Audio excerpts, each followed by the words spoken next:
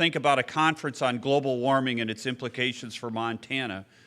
One of the immediate challenges we faced last spring when we started to look at dates and times was whether we would do it on a weekday or a weekend. And on a weekday, of course, you get a lot of government officials and business people who can make it part of their jobs. And on a weekend, you're asking people to take time off of their days off to come out. And we decided that a weekend was the way we wanted to go because we feel this issue really is one that people all across Montana need to think about and focus upon. But I really, coming over yesterday and now seeing this beautiful fall day come upon us, I know how difficult a choice it must be for many of you to come to a conference like this, and we really, really appreciate your participation, and we hope that you, at the end of a day and a half, you feel that your time has been well used by the conference and the information we're going to give to you today. A couple of housekeeping notes. For those of you that made reservations through the website and took the part in the block of rooms that we reserved here at the Red Lion, there's been a bit of a glitch on the rates, but you should be getting a rate of $74 a night if you registered here as a conference participant before September 12th, Sterling reminds me. So make sure that you're getting the right rate. If you registered today, we may or may not have lunch for you. We had to give the hotel a number yesterday or the day before yesterday. So if you didn't get a lunch ticket, we've given you a bonus drink ticket for tonight, but you'll be on your own.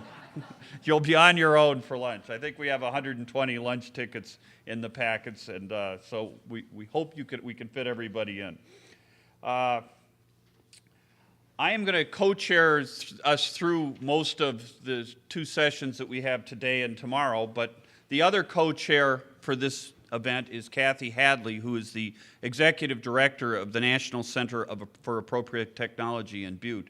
And I'm going to ask Kathy to say a few words right now.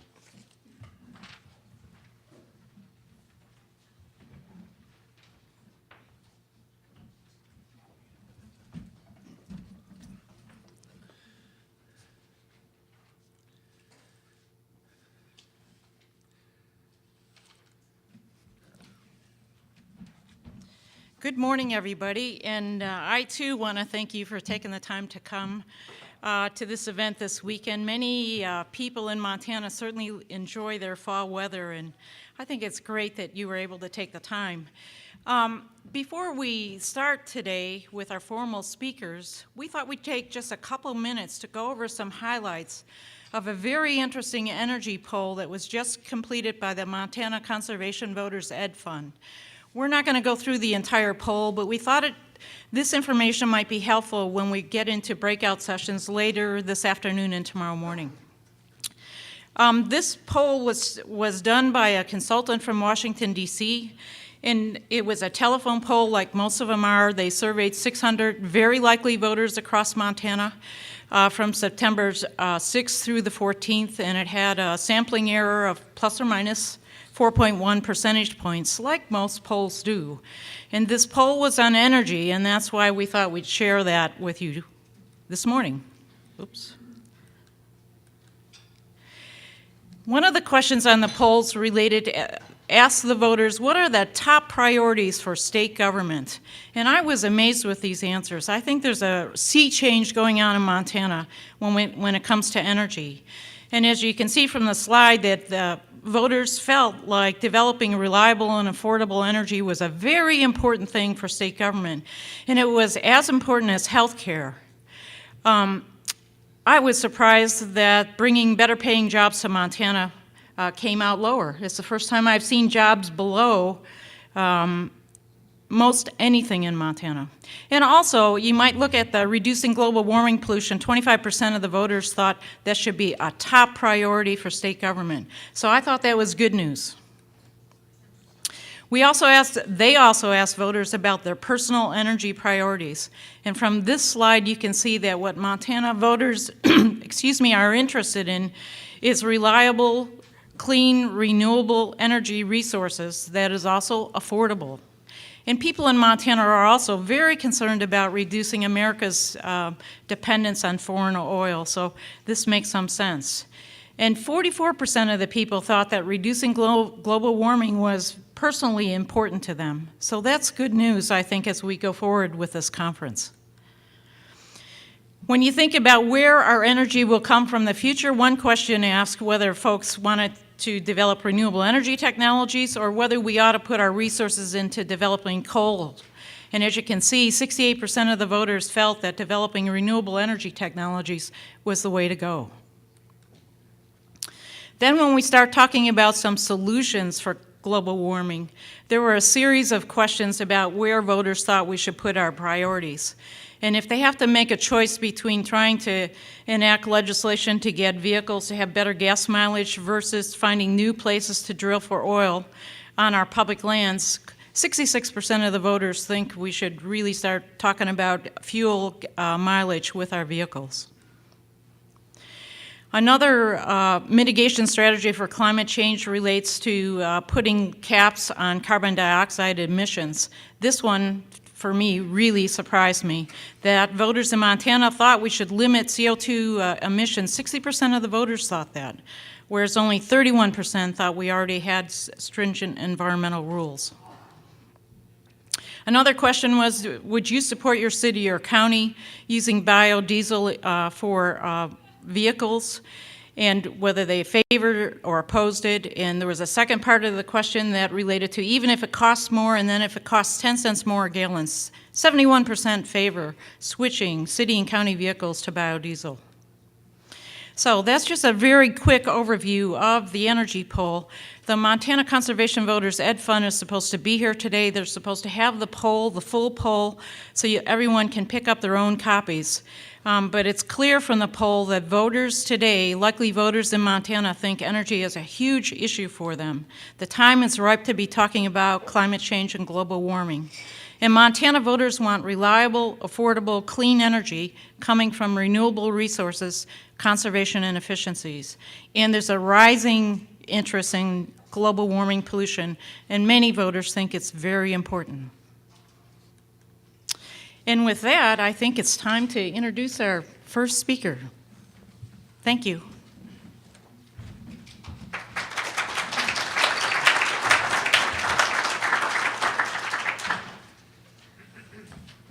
Thanks, Kathy.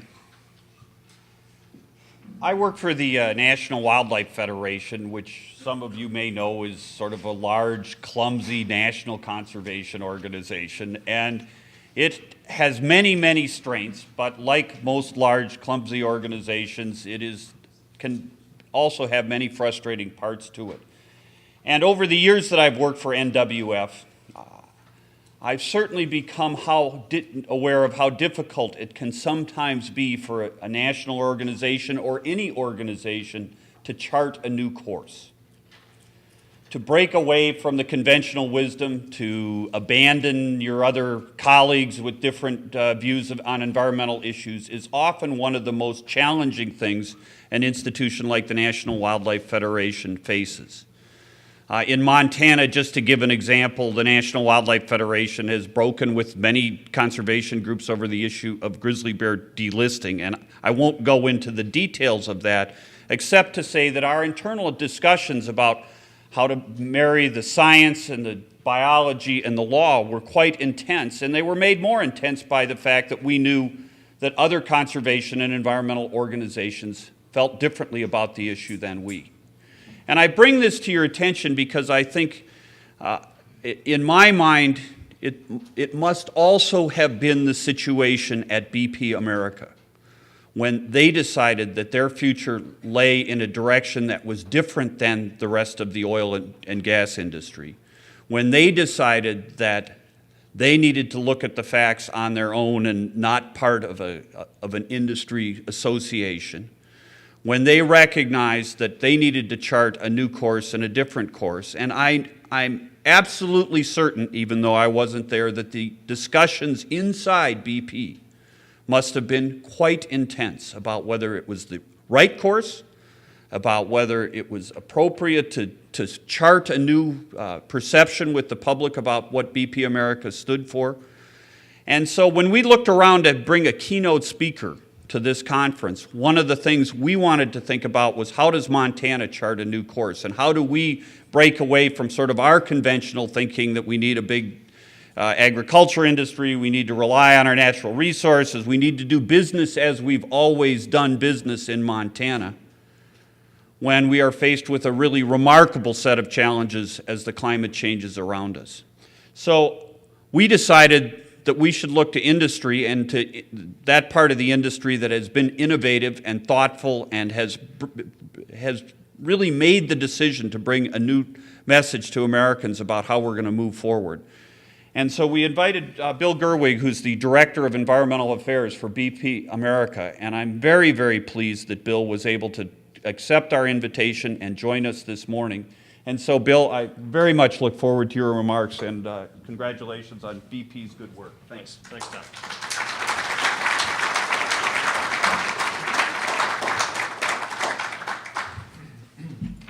Thank you. Can you get this? Yeah.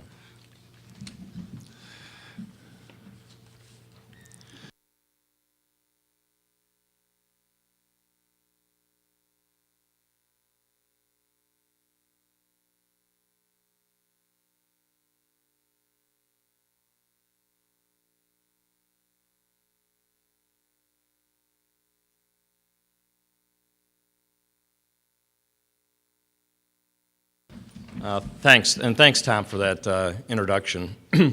I think, at the heart of BP's thought process and how we started it's called leadership, and John Brown, our chairman, CEO, certainly exhibited that.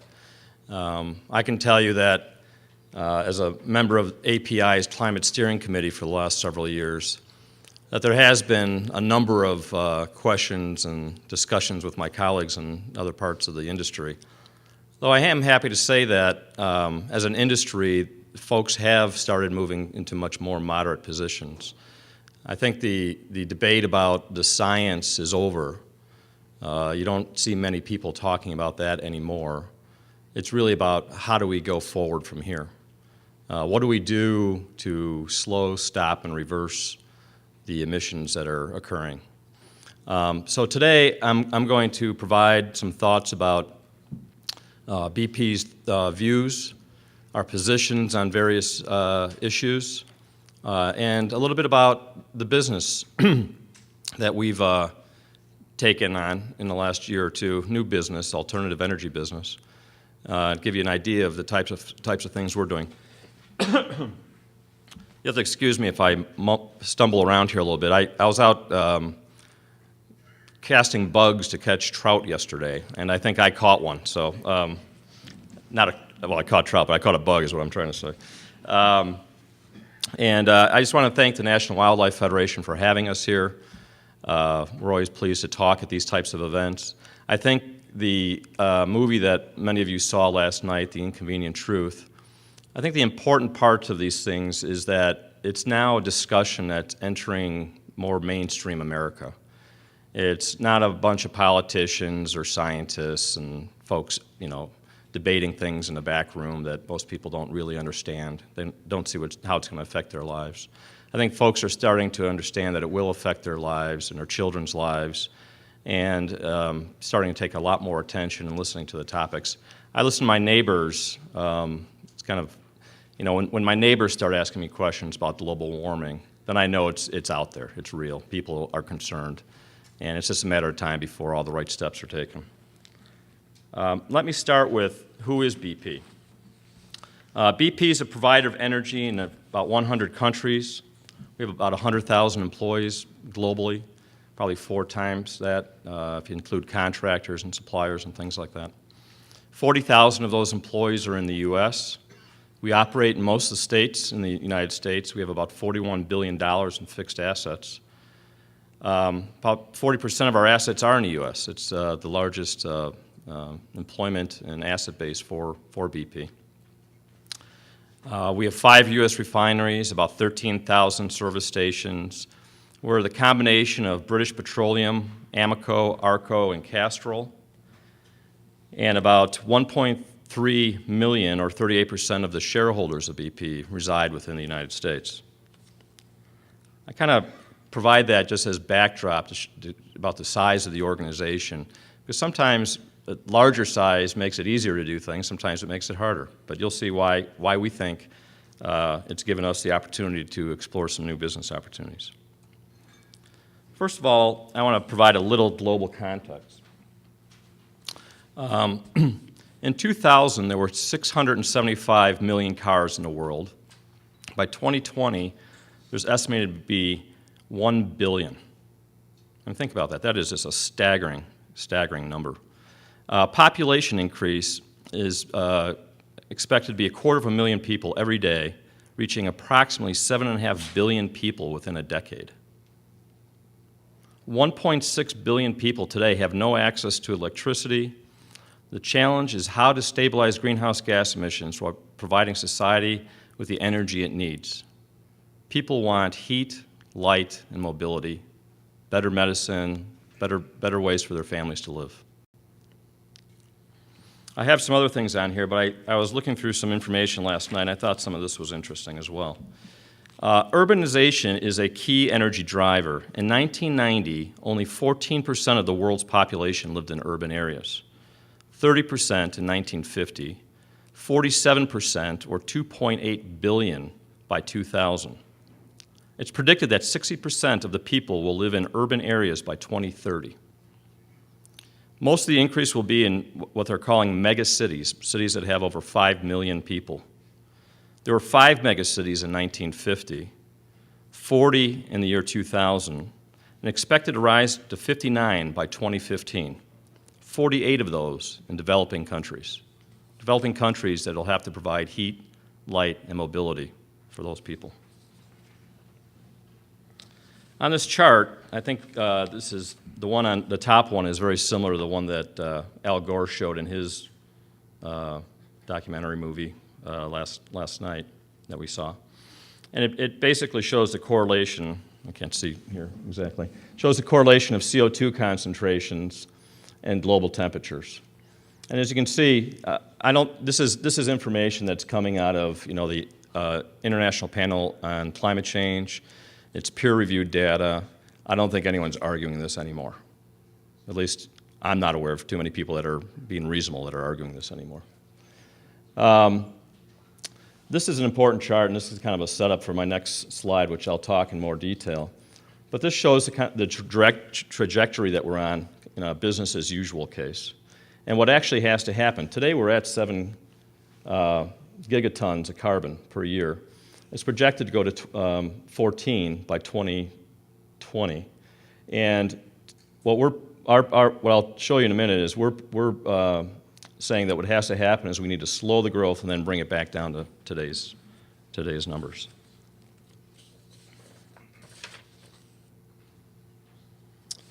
A little bit about the emissions challenge. What this shows is in 2004 what the mix was of CO2 emissions by sector, transport, power, and heat. Same in 2020. I think the thing that I found interesting on this is that proportionally the numbers don't change much. They're pretty close. But if you look over on the right-hand side there, it's kind of a base case. I mean, you're talking about a gas increase of 87%, 43% increase in coal, 12% increase in oil, nuclear stays flat, hydro increases 29%, and renewables increase 234%. But that's the challenge. I mean, how do you keep emissions at today's level or lower and have that kind of growth? Some of you that follow climate change closely probably have seen this work. This is work that Princeton has done. BP and Ford have set up some funding for the Princeton University to do studies around climate change. And it's called the wedges theory, if you've all have heard that. And I actually think it's a pretty simple way of explaining what needs to happen, and actually puts a little bit of context around the magnitude of what has to happen. So when you look at this top chart here, in 1950 it was about 1.6 gigatons annually of CO2 released to the atmosphere. In 2000, is about 7. Business as usual case shows that I'm going to 14 by 2050. I think I said 2020 before. Sorry about that. And what this part up here shows is what we're calling wedges. And what I'd like to give you an example of wedges and the magnitude of what those are.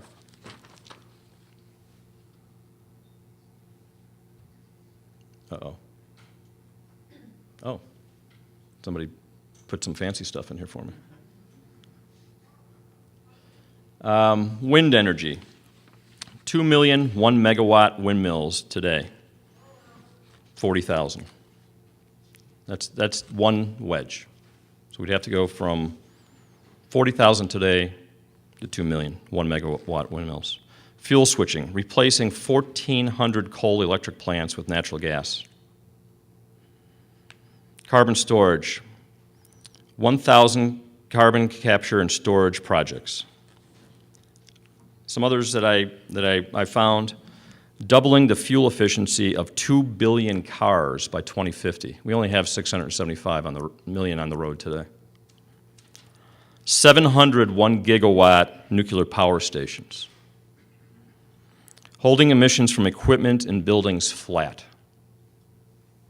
So that means electricity use, heating use. A 50-fold increase in wind power, 700-fold increase in solar, and stopping deforestation and doubling reforestation. Now, each one of those in itself is a pretty daunting task. I think most of you would agree. The challenge is to do 7 of those by 2050, starting today. And that is how you would actually reach stabilization. So what is BP's position on climate change? We believe that there's no single solution. We support early action. Both governments and businesses have a role in leading society's response to this change. We acknowledge that our products and operations contribute to climate change. We believe there is a range of options that with action could shift the future of emissions growth. Some of those I just pointed out. We believe that business planning should be based on stabilizing greenhouse gas concentrations in the atmosphere to limit world temperature rise to around 2 degrees C or 500 to 550 ppm. Those numbers may change as our knowledge and the scientific community determines what is the best stabilization number. Some believe it's lower than that, more in the 400 to 450 part per million range. It just makes our task that much more difficult. We support market mechanisms such as the EU emissions trading scheme as a lowest cost method for reducing greenhouse gases.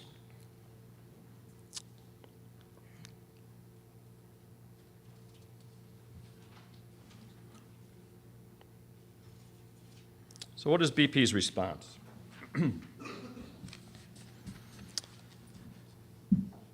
Well, in 1997, we set a target to reduce our greenhouse gas emissions by 10% below 1990 levels by 2010.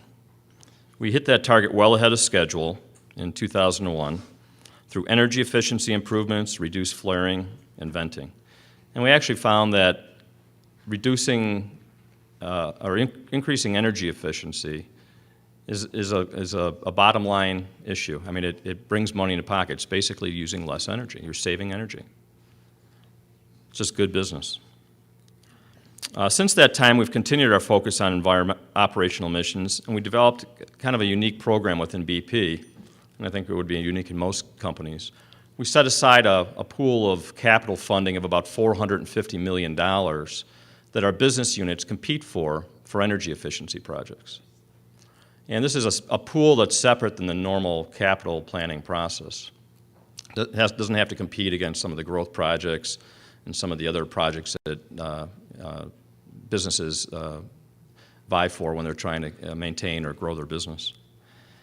That's been a very, very successful program. And what we found, to illustrate my earlier point, is that to date, since 2004, it's returned about $1 billion in an NPV basis to the company. Now, whether we can maintain that level of return forever is certainly not, I mean, that's yet to be seen.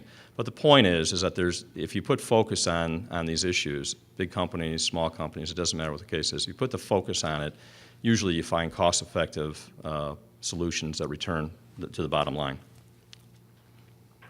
So we're getting our own operations in shape. We're developing a suite of low-carbon technologies, and we're informing the policy debate. And I'm going to talk a little bit more about all of those.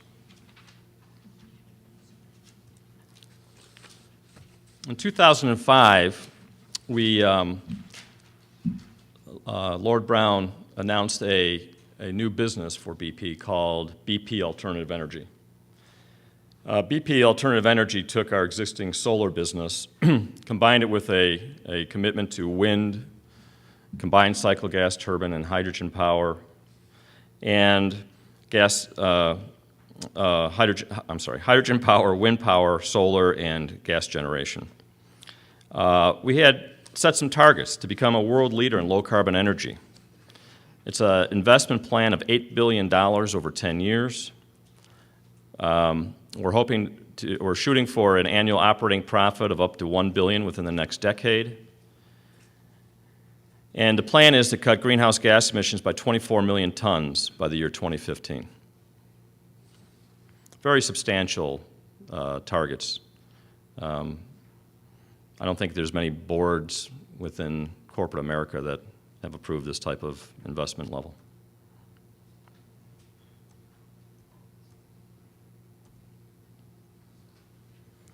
So what are we going to do in the short term? I mean, people say 10 years, okay, what are you going to be focusing on?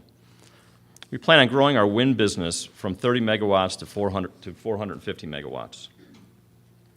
And as part of that, we've been recently, I'm sure if you're following the news articles, we've purchased a couple existing wind companies that have some interesting prospects that hopefully will expedite that target. We commenced construction of the world's first commercial hydrogen power and carbon sequestration project. We announced the one in Scotland. We hope to start that project in 2007, and then in Los Angeles near our Carson refinery in 2008. And I'm going to go into more detail about that project in particular because it's very, very exciting. Goal is to develop 700 megawatts of new installed natural gas-fired and cogen capacity, and increase of our solar panels by at least 3 times. In July 2006, we announced a partnership with GE to develop and deploy additional hydrogen power projects around the world. Those details of that partnership are still being worked out, but we expect to have a number of other hydrogen-type power stations announced shortly.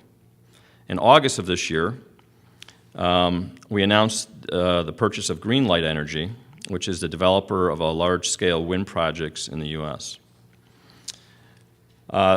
Just for a solar piece, there's other things that we're doing with the California Institute of Technology that I find there's some really interesting stuff in solar. And they're talking about nanotube technology. I mean, I'm not sure if I know what a nanotube is, but it sounds really neat.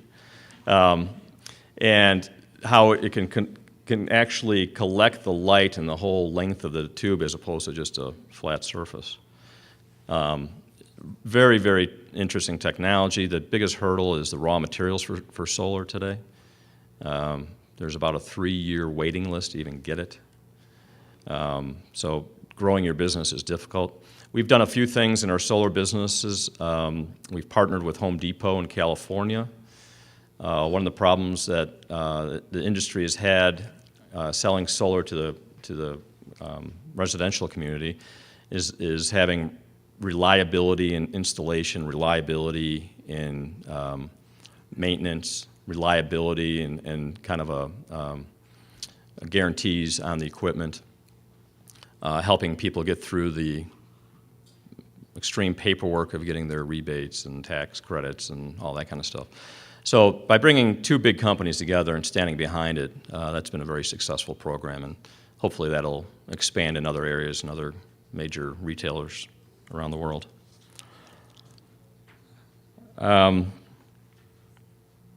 Okay.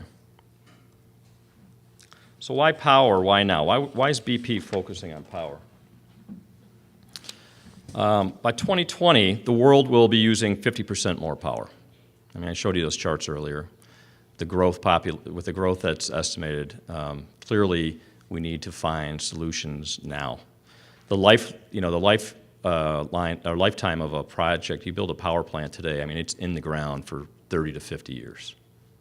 So whatever goes in the ground today is going to be around for another 30 to 50 years. Going back and retrofitting and things like that just will not make economic sense. It makes sense to do it before that. Nearly half of the power plants for use in 2020 are yet to be built. Cleaner technology options need to be available to those making these long-term decisions. And the low-carbon market could reach $600 billion by 2020. Businesses will survive and thrive in the future.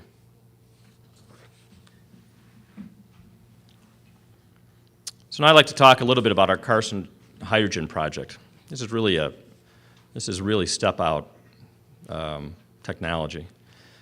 It's a $1 billion project which will generate 500 megawatts of electrical power near our plant in Carson into the grid. And its source of energy is petroleum coke. It's a byproduct of the refining process. That petroleum coke today is used for a variety of different reasons or uses, but it's shipped around the world. We're going to take the petroleum coke from our Carson refinery. We're going to generate hydrogen gas and CO2. The hydrogen gas will be used to power a power plant, provide the electricity, 500 megawatts. We're going to take the CO2 and transport that via pipeline to some nearby oil fields to use as enhanced oil recovery. Basically, you fill up the reservoir with gas, it pushes the oil to your collection points, and it comes out. And it makes, not only does it make the lifetime of the oil fields much longer, it makes them more productive, and it's going to sequester the CO2 for a very, very long time. The benefits of this project are about 4 million tons of CO2 captured and stored. I think this is a demonstration project that we hope around the world people realize that sequestration is a real an option. We're in the feasibility stage. As you can imagine, building anything of this sort in any part of the United States, let alone California, is a daunting task. We hope to get, the governor has supported this and his staff has supported this in California. When we hope to get the permitting process moving along and not being any delays. If all goes as well, startup will be in the 2011-2012 timeframe. Building these things takes a lot of years. BP and biofuels, one of the largest marketers of biofuels today. We distribute about 575 million gallons in 2005 as ethanol. We formed a new biofuels business in June. We partnered with DuPont, and we're leveraging their expertise on biosciences and bioengineering with our expertise on distribution, transportation, and retailing of fuels. The interesting product that will be coming out of this is called biobutanol, and I'll talk about that in a little bit. But it's made in many ways and similar to ethanol. It's a fermentation process using top secret bugs that DuPont has developed, and there's a lot of advantages to biobutanol above and beyond the ethanol today.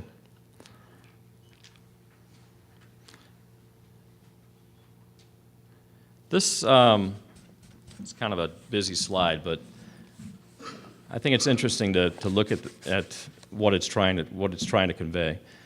I mean, today we're basically focusing on internal combustion engines and some hybrids.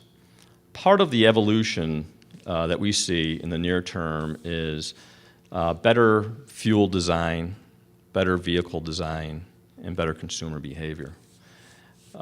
These traditional biocomponents come into that bottom, or if you see there, it kind of feeds into that middle bracket. The point here is actually it's fairly transitional. It's not the end-all solution. We need to find new energy sources and a different way of transporting our people and goods and materials. It's a good step. We're going to have the hybrid vehicles, the gas liquid technology, biocomponents. All these things will have a substantial short-term effect, but it's really just a slow before we actually find new technology to stop and reverse the emissions.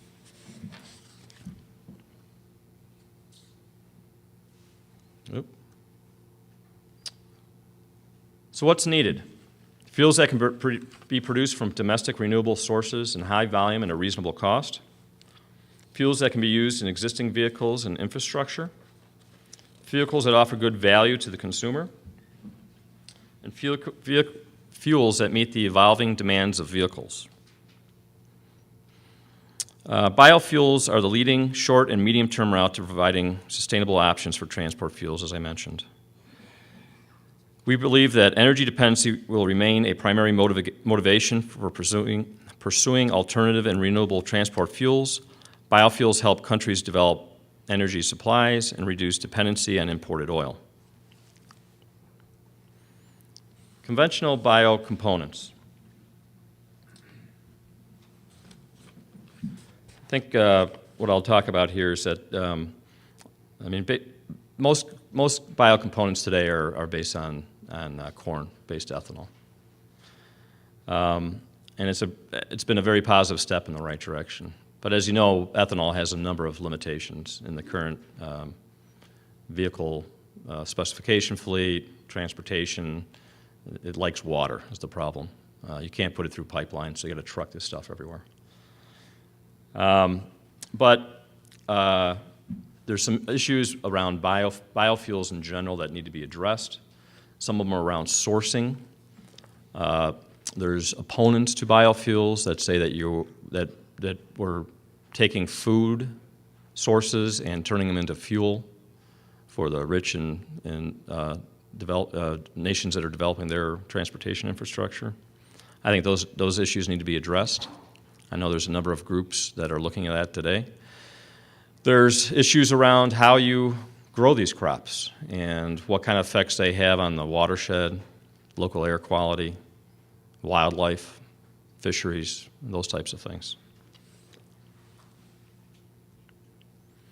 So what's really needed is this next generation of biofuels, and we think biobutanol is one of those. Biobutanol has a number of properties which make it very attractive. It can easily be blended into existing grades of gasoline and can use the existing fuel supply and distribution infrastructure without major modifications. So it could be blended in at the plants, the refineries, shipped via pipeline to the terminals, put in the storage tanks. They don't have to be segregated. It has the potential to be used at higher blend concentrations than ethanol in unmodified vehicles. I think that's a very key step in unmodified vehicles. It has an energy content closer to that of gasoline than ethanol, reducing the impact of fuel economy and improving the proposition for the consumer.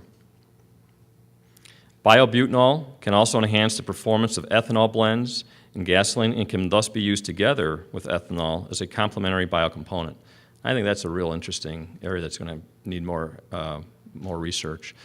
But it looks like at certain concentrations of biobutanol, you can put in ethanol, and it inhibits the bad parts of ethanol, the water pieces and things like that, and then you can still transport it through the pipeline systems.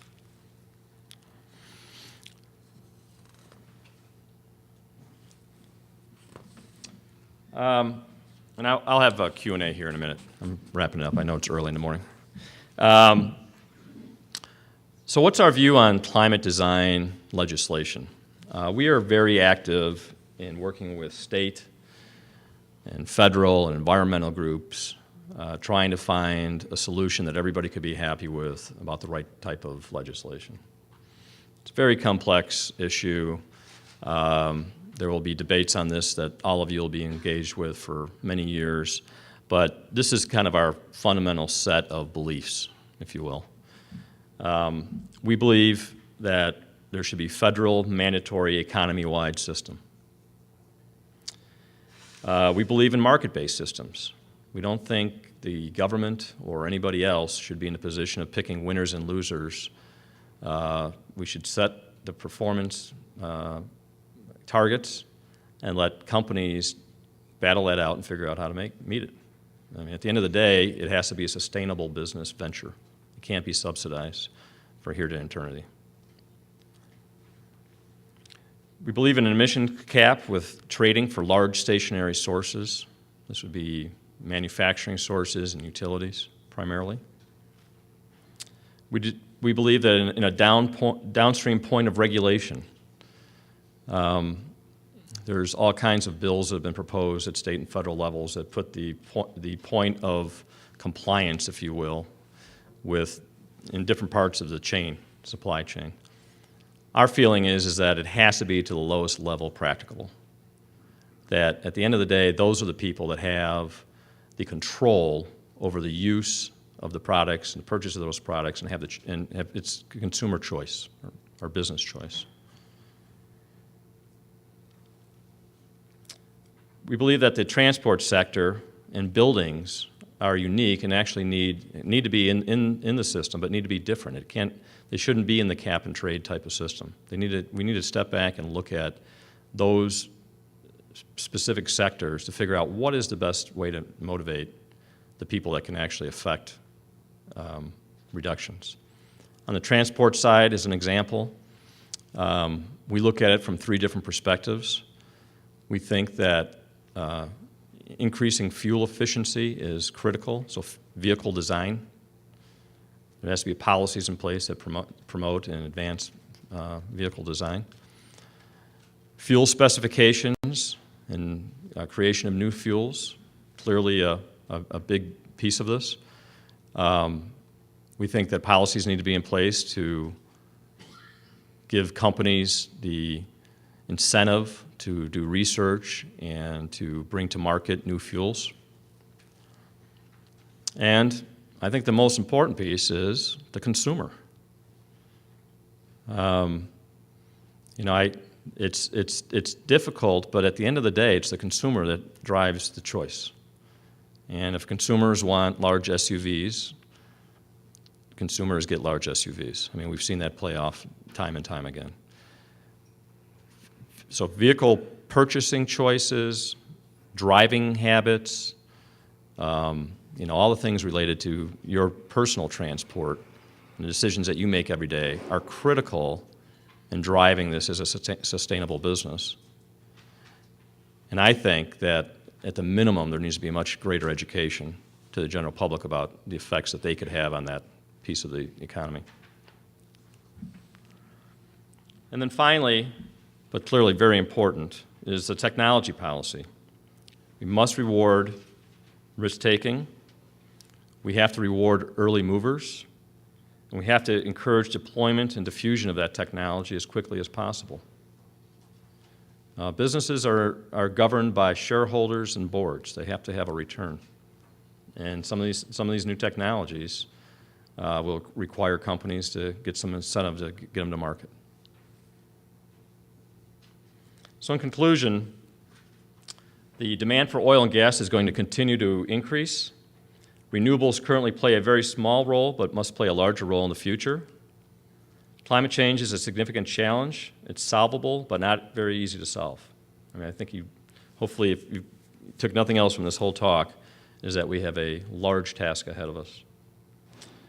Discussion has taken place. The number of, I haven't looked at the numbers recently, but I think last year at the state level, there were something like 108 climate-related bills introduced. Last time I looked, there was about 75 for 2006. So, I mean, there's a lot of action here. Most of those bills have been focused on the utility side or on the renewable portfolio standards.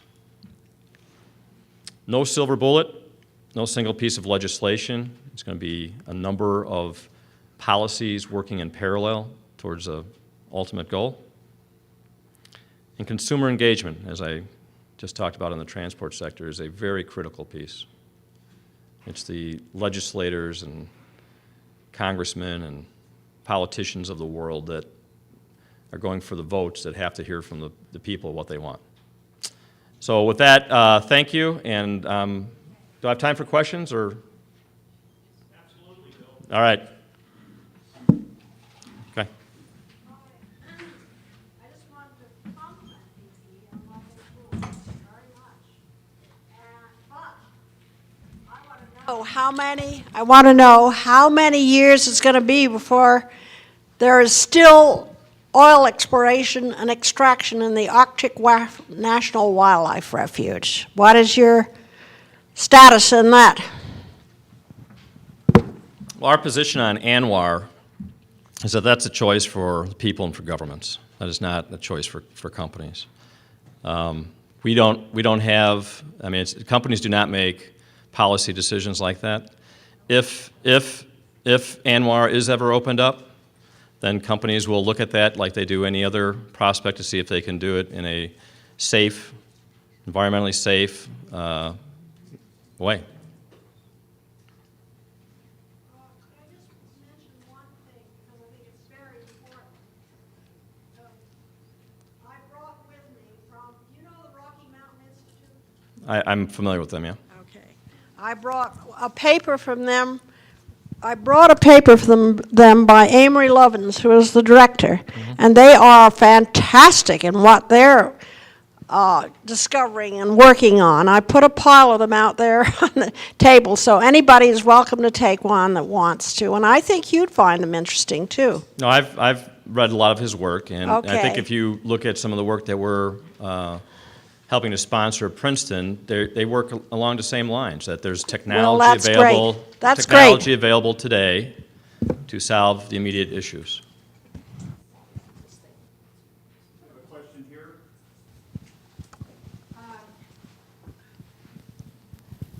Regarding sequestration, I've heard that recently that Australian engineers have found that the amount of energy it takes to sequester carbon, it uses up more energy than you get the benefit from in sequestration. So can you comment on that?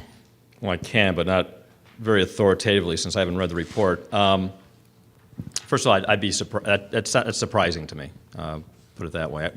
It's very surprising to me that it takes more energy than you get out of it. I would think that that's not the case. As far as sequestration technology, I mean, if you look at our business, I mean, our business is to understand geologic formations. I mean, this is how we make our money. We've been working in underground reservoirs for well over 100 years. And clearly there's a number of things that need to be addressed before sequestration is widely used. BP, as well as a number of other companies, are working with the Department of Energy, with EPA. There's international consortiums. There's regional programs within the U.S. that are going to start showing some demonstration projects on sequestration technology. And I think until we actually get that kind of work on the ground, it's going to be more difficult to evaluate some of these bench studies. I can say that from a sequestration standpoint, we've been doing enhanced oil recovery in our industry for a lot of years, using gases, using fluids, and things like that. I think it's something that has to be researched, continue to be researched. We have to try some demonstration projects, but clearly none of those will start until people are very confident about the risk and benefit that's going to come out of those projects. Yep. I'm sorry. Interrupt here. This is great. One of the things we want to have happen today is a very interactive conversation among everyone that is attending. So thanks for just leaping into these questions, and that's what we want to do through all the panels and speakers today until we reach a break. it would be helpful, and we'd encourage you to introduce yourself when you ask a question. So we have a question right back here, and we'll go to that gentleman. Thank you. Hello, my name is Jeff Shazinski with the National Center for Appropriate Technology, and I just wanted a comment by the speaker on the recent legislation passed by California. Do you think that's a good example of policy for dealing with greenhouse gas emissions? I'm assuming you're referring to AB 32? Okay. Yeah, BP's been very active working with the governor, all the various regulatory bodies, the task force. There's been a lot of activity over the last year, very time consuming. The way AB 32 is written, we've been very supportive of. Our chairman has made comments to that effect to the media. We will continue to work with California. I think the piece that has to get worked out and has to be, we need more detail around, is how the market kind of mechanisms are going to work. Is there going to be a cap and trade? How's it designed? Who's going to be in it? Clearly, there's issues around what they call leakage, power coming from surrounding states that need to be factored in. But I think the way it's written is a good framework for the regulatory process to take place. I mean, essentially, there's not a lot of detail there, but it sets some targets. It says who's in charge, and it tells those people to go forth and put the program together. So from that perspective, I think it's very positive. Would Vince Smith please come up here, please, and tell me which of these files is his? Oh, sure.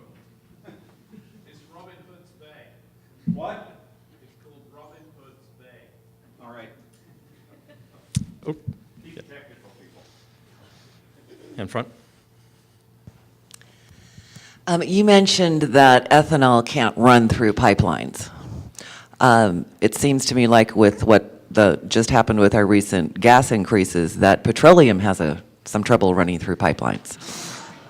But what is the issue with ethanol running through pipelines? It runs through cars and vehicles just fine. So why not a pipeline? It likes water, and it means it'll take the water into the gasoline stream, and it'll contaminate the fuel enough that it won't be able to run in your car. And how does that compare with the sludge that's in the pipelines from the petroleum?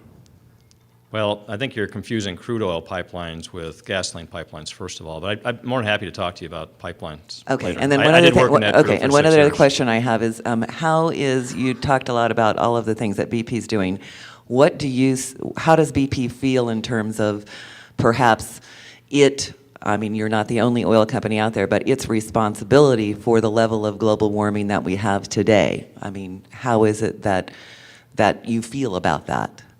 Well, clearly, we are a big company. I don't have the numbers with me, but we have our products have a material impact on the environment. Our direct emissions from our facilities, from our operations, whether it's the upstream operation, downstream operation, is really a very small part of the total. Most of the emissions come from the use of our products. We've been upfront about that for many, many years.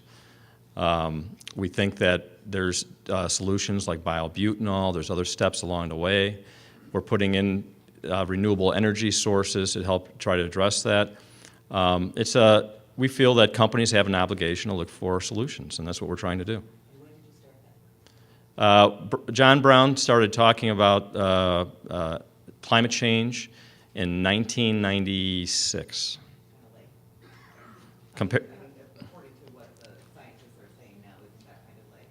I'm pretty proud about what we're doing for our industry. We'll take 2 more.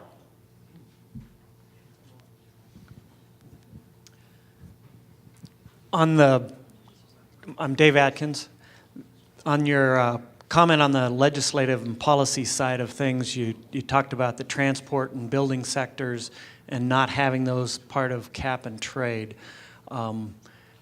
What suggestions, say in the building sector side, do you see for having shifts to lower embodied energy types of products being utilized as opposed to a cap and trade? Yeah, well, it's not. It's clearly not my area of expertise, but I think there's a lot of. If you look at some cities out there today, they've put in some standards about energy efficiency. I think Chicago just actually put some plans together.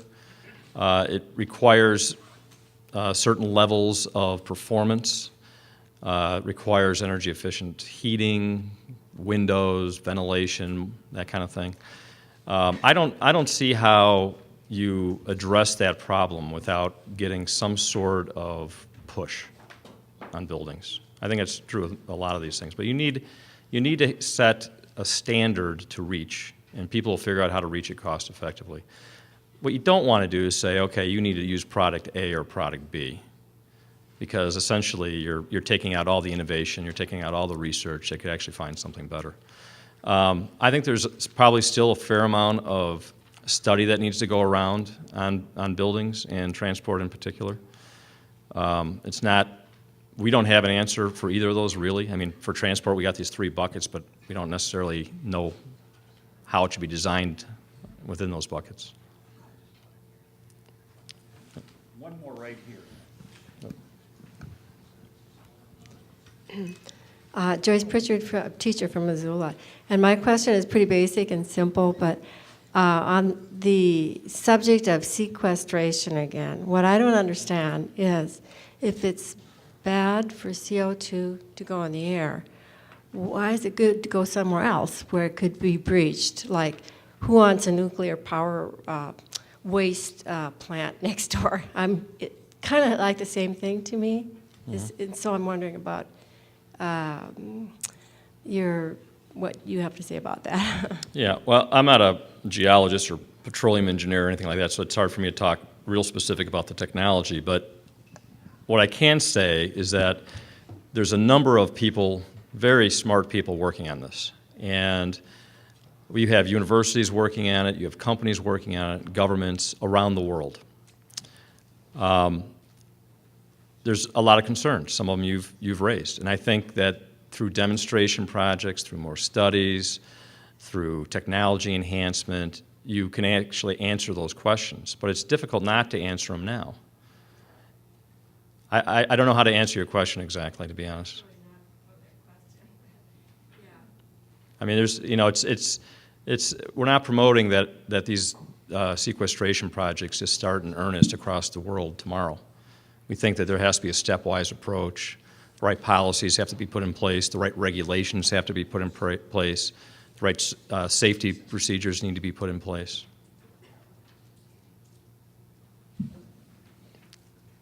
Back there.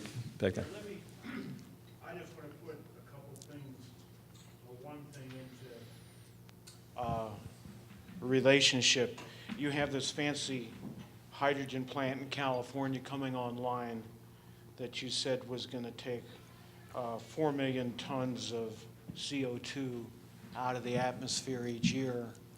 I just ran a quick calculation, and we have a bunch of forest fires here. 100,000 acres isn't big, and a 100,000-acre wildfire will put out an order of magnitude more CO2 than you'll sequester in a year. Just so you'll know the sense of the magnitude in which we're working in. Okay, well, thank you. I'll be around, and Ralph Moran, raise your hand. Ralph's right here. If you have further questions, comments, try to find one of us during a break or later today. Thank you. Thank you so much, Bill.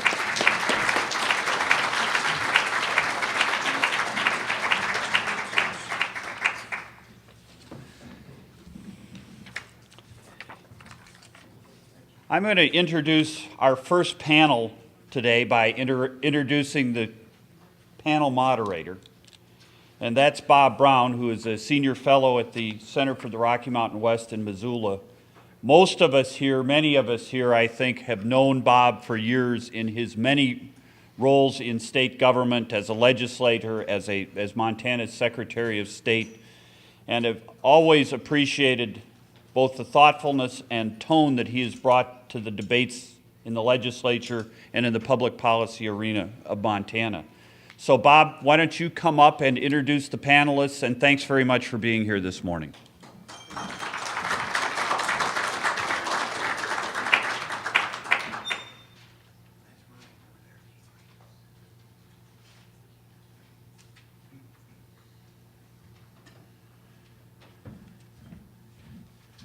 Good morning. I'm moving kind of slow. I don't know if it's rheumatism or what it is. But anyway, say again? Is the temperature of this room? Must be. It could be. Yeah, it could be. It is a little chilly in here. Well, it's my great pleasure to be able to participate in this important conference. And I'm, for the first time, meeting some of the members of the panel. And I think it appears as though they want to remain seated there rather than come up here. I'm going to feel like a geek sitting up here by myself. But I guess that's how it's going to be. Just want to make a brief comment before I introduce the first panelist. You know, some people remain doubtful that there's a human cause for global warming. And they argue that the Earth has warmed and cooled at various times over the natural history of our planet, long before humankind could have possibly had any influence on climate change. But certainly, there is a wonderful benefit in a cleaner and more healthy environment, regardless of whether it has any attachment whatever to climate change. Certainly our nation has become too dependent on foreign sources of energy, both economically and strategically. And we can have a cleaner country, we can have a less vulnerable country, and we can lessen the very credible risk of destructive climate change by taking common sense measures now to clean our environment. Making greater use of the cleansing qualities of healthy forests, producing more fuel-efficient automobiles, placing greater emphasis on developing hydrogen as a major power source, and harnessing the world's most rapidly growing source of energy, the wind. All are choices available to us now. And a couple years ago when I was giving a lot of speeches, I talked about the wind, and I mentioned what a wonderful asset this is, especially in Montana, where we're the 5th windiest state in the nation, even when the legislature's not in session. So we've got some potential there for sure. The purpose of this conference is to develop a strategic plan to confront the challenge of climate change, a plan that we can begin to implement right here in Montana. And the focus of this morning's panel, the one that we're about to hear from, will be on identifying and quantifying the climate challenge which is looming now on our horizon. And leading off this morning's panel and presenting a science overview is Dr. Steve Running. And Dr. Running is a terrestrial, I hope I get through this, a terrestrial ecologist who received his bachelor's and master's degrees from Oregon State University and his PhD degree in forest ecology from Colorado State University. He has been with the University of Montana in Missoula since 1979, where he is professor of ecology. His primary research interest is in the development of global and regional ecosystems, biochemical models by integration of remote sensing and climatology and terrestrial ecology. Dr. Running is a chapter lead author for the 4th assessment of the Intergovernmental Panel on Climate Change. He is an elected fellow of the American Geophysical Union and is designated a highly cited researcher by the Institute for Scientific Information. It's my great pleasure to introduce to you now Dr. Steve Running.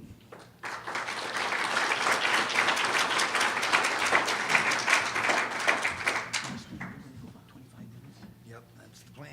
Yeah, if you can give me about a 5-minute warning in case. Could we turn these lights off right in the front? Because those are going to really reduce the level of being able to see the screen. We're trying to make the screen a bit bigger, and so that'd help a lot. Okay. Hey, any global cooling we can get, we better take.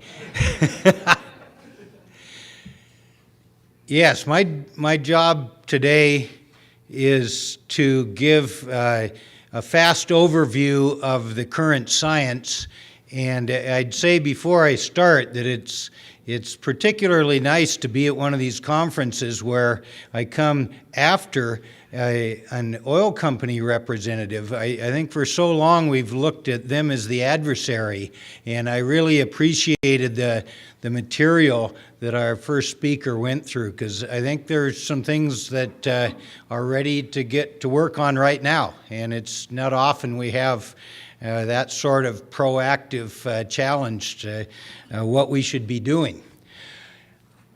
I am not going to, in this short period of time, go through the whole global scale of climate issues. If you saw the movie last night, you saw the same material that I always go through when I give my complete talk on this subject.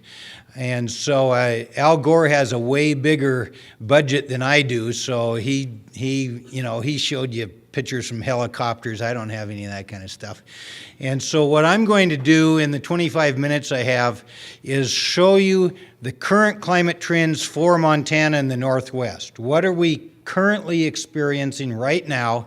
So we have a context. This is one thing Al didn't do last night, is give you much information on Montana climate trends. So that's going to be my job for the next 25 minutes, and get right to it. I want to start by one slide of history, the Mauna Loa CO2 curve.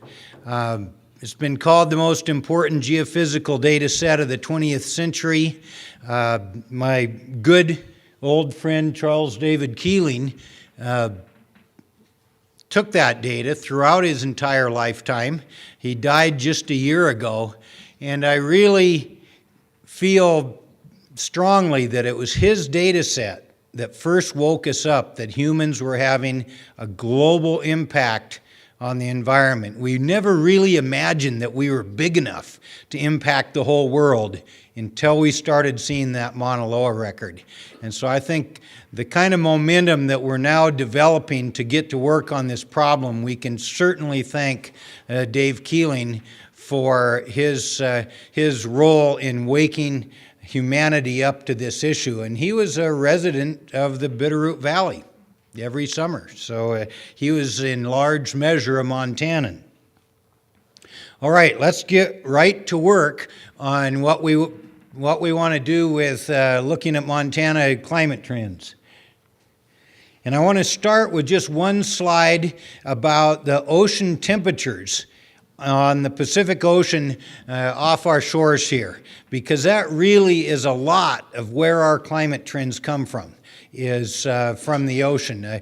I liked in my full presentation, I remind people that something like 95% of the Earth heat content is in the oceans. It's not in the atmosphere. The atmosphere has a very small heat capacity, so it's the oceans that really carry our climate trends, and the oceans are getting warmer, and this is what the ocean temperature is looking like. This is off of Victoria. And so you see in the last 20 years, you see that we've got a trajectory upward in the ocean temperatures off our shoreline, and I think that's an important preamble to what I'm going to talk about.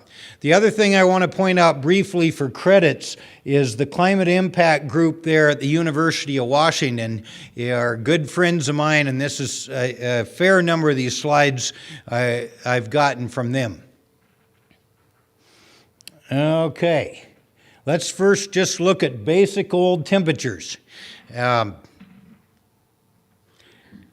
the Pacific Northwest, as you can see, all through the Northwest, we've had a warming trend on the order of a couple of degrees Fahrenheit since, I think that says 1920. It's odd. I normally have the slides right in front of me. So we definitely have had a warming trend in the Northwest that's occurred over a long period of time. And it's very consistent around the entire Northwest. Now this will be a bit more news. Notice that these data sets only go about to the Continental Divide, so they don't represent eastern Montana as well as western Montana. It appears that we're getting a little bit more precipitation, believe it or not. In the last 50 years, we've had an increase in annual precipitation. Now it gets complicated, and I'll return to that in a minute, but at least this is the measured trends for the Northwest in temperature and precipitation. And this is why I wanted to try to enhance the screen as much as I can. From 1950 about to the present, we've been designated as the State Office of Climatology at my lab just in the last about 4 months. And so this is the first thing we did to take a look at the recent climatology of the state. And we picked 5 stations, Great Falls, Missoula, Billings, Bozeman, and Kalispell, that had long records, that had fairly high level of calibration and sophistication of their measurements, and we just wanted to take a first look. Well, what are the climate trends around Montana? So this is annual mean temperature, and you'll actually see that Great Falls appears to be slightly cooling. The other 4 have had a warming trend of on the order of about a degree over the last 50 years, a degree Fahrenheit. We decided if this is going to the public, we wouldn't do it in centigrade. The big climate trend, and I'm going to pound away on only 2 or 3 points, and this is one of them. The big climate trend we see is March temperatures. All 5 of these stations have increased in their March temperatures on the order of 5 to 6 to 7 degrees Fahrenheit. That just pegs the meter in climate science. You don't have 5 or 6 degree increases. That's just unbelievable.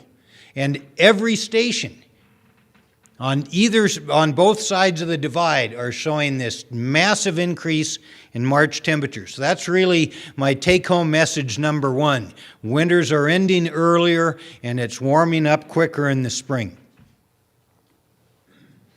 Annual precipitation. Now this gets more complicated.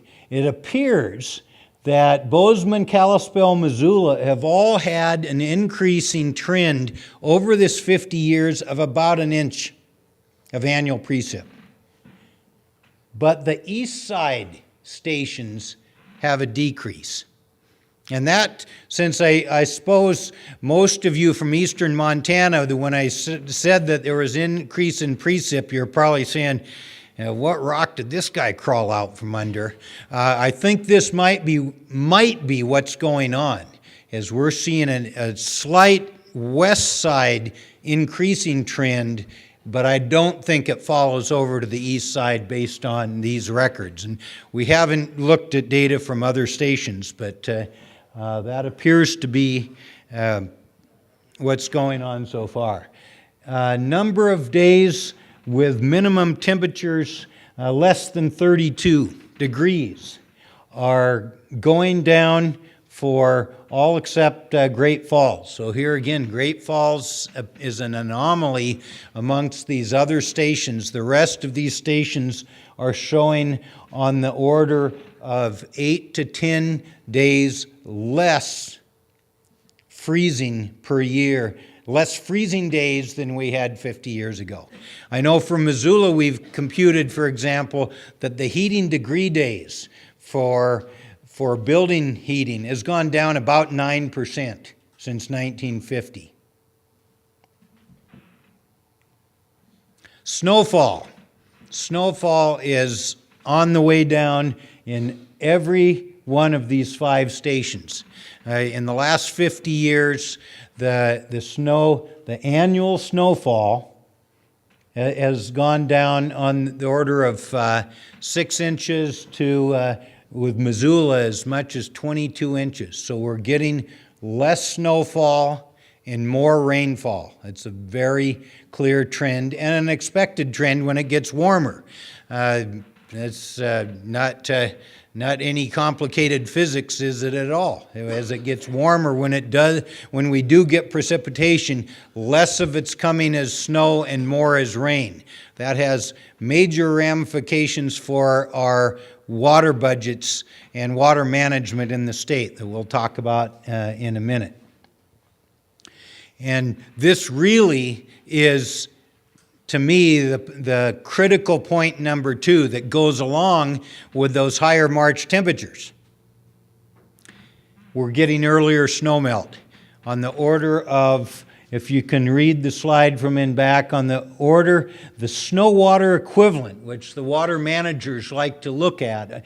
It used to be April 1st was the peak of the snowpack, and then it would start melting off. Well, the snow water equivalent on April 1st has dropped by about 40% in the last 50 years. That doesn't mean there's 40% less water. What it does mean is a bunch of it is already melted off. April 1st is no longer the peak of our hydrologic year, it's earlier. So what we've done is move forward in time our spring snowmelt period by on the order of 2 to 4 weeks on average. And that to me is critical take-home message number 2. So this timing of the spring snowmelt, these big red dots are 20 days earlier, and you see all around the Northwest, it's the same message. The snowpack is melting a number of weeks earlier than it did 50 years ago. And it's absolutely consistent with that explosion of March temperatures. Now, just for fun, my troops, when we first crunched these numbers, we started talking about, well, how's Snowbowl going to do, our local ski area? So they mapped out the present March 1st snow level down here. So if you can see, this is the ski area up here. And here's the present snow level. In about 50 years, if the current trends continue, so we're not talking of any acceleration, just the current trends of gradual reduction in snowfall and earlier snowmelt, by March 1st, you won't be able to get to the bottom of the run. You'll be hitting mud and taking your skis off and walking the rest of the way.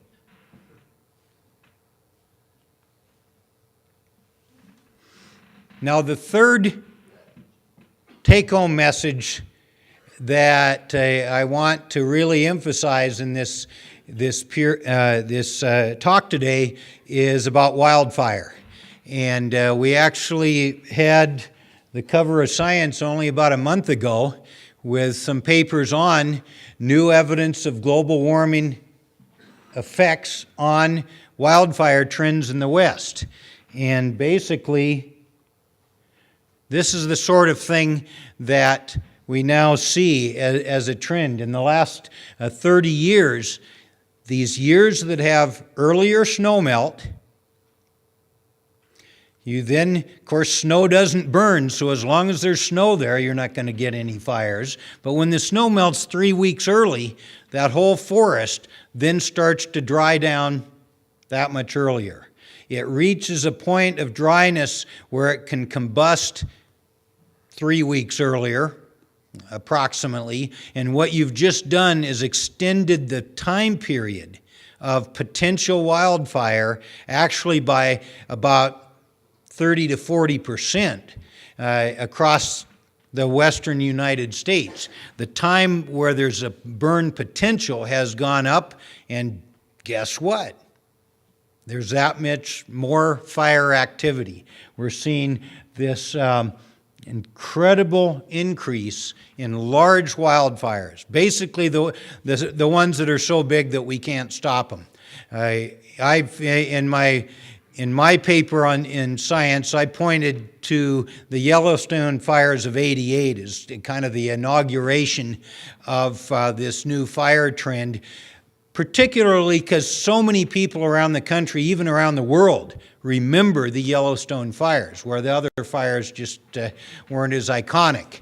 And so somewhere in those late '80s is where we've turned the corner into a new wildfire dynamic where we get huge fire years. This year we actually did better than average. This wasn't, particularly on the west side, too bad of a fire year. But what we see in the last 20 years of record is that we're going to have more summers where we really hit the wall with big wildfires that we're not capable of putting out. We just have to wait till it snows. which is what happened in Yellowstone, even though we invested $120 million. The only thing that put those fires out was snow. Now, probably most of you are familiar with Glacier National Park, and they've got this great website nowadays of time series, 1940 to 2004 of Grinnell Glacier. There's a whole bunch of them on this website. If you haven't seen this and are interested, I just picked a couple of them. Here's another Shepherd Glacier, 1913 to 2005. They're absolutely stunning pictures that make completely clear that within 20 years, Glacier National Park will have no glaciers. Now, another aspect of our climate trends that we're looking at, and this is a paper that came out in Journal of Hydrology less than a year ago, is where our water balance is going. And so this is just a look at the river flows in the Columbia Basin and then river flow, the Missouri River at Fort Benton. And they're showing these records go back a long time. So these are like 100-year trends. And they're appearing to show a continuing decline in river flow. Certainly some of this can be irrigation use. So this isn't all climate change. But I think some of it's climate change. And in an area like this where we need that water, this is not good news. If there is some good news in these climate trends, the good news is primarily for growing seasons and plant productivity. This is from the National Climate Data Center in Asheville, and it shows about a 2-day per decade increase in frost-free growing season. So 2 days per decade times 5 decades is about 10 or 12 days of increased growing season length that we now have relative to about 50 years ago. And when we do the same computation for our 5 climate stations around the state, we get about the same number, on the order of about 2 weeks longer temperature-defined growing season. And this is some neat data from Edmonton. Our early spring phenology, the plants are budding out and starting growth a couple weeks earlier. So it's absolutely consistent with these increasing temperatures, is that the bud burst date, this is for aspen in Edmonton, is getting earlier and earlier by a couple of weeks. So this is a good biospheric test of the climate data I just showed you, that yes, the biosphere really is responding in the way we'd expect. If it warms up earlier, the ecosystems are waking up earlier. And we actually find a pretty similar trend in a global case, a paper that we had a couple years ago. We're seeing all across the northern latitudes a similar sort of trend of longer frost-free growing season, and at least so far, the ecosystem productivity is being enhanced by these longer growing seasons in these high latitudes that were very temperature limited. Now, what I've shown you so far are looks at our current historical climate trends. This is the only slide I'm showing of future climate projections. And this is downscaled GCM results that my friends over at the University of Washington did about a year ago. And these show a temperature increase for the Northwest region. And recognize these global climate models don't resolve anything very locally. They just give you a broad approximation for an entire region. And that's the only way you should interpret them. They're suggesting another couple of degrees of warming. And notice I'm using the mean of the estimates of the GCMs, not the high or the low. A mean 20 years from now of another couple of degrees of warming.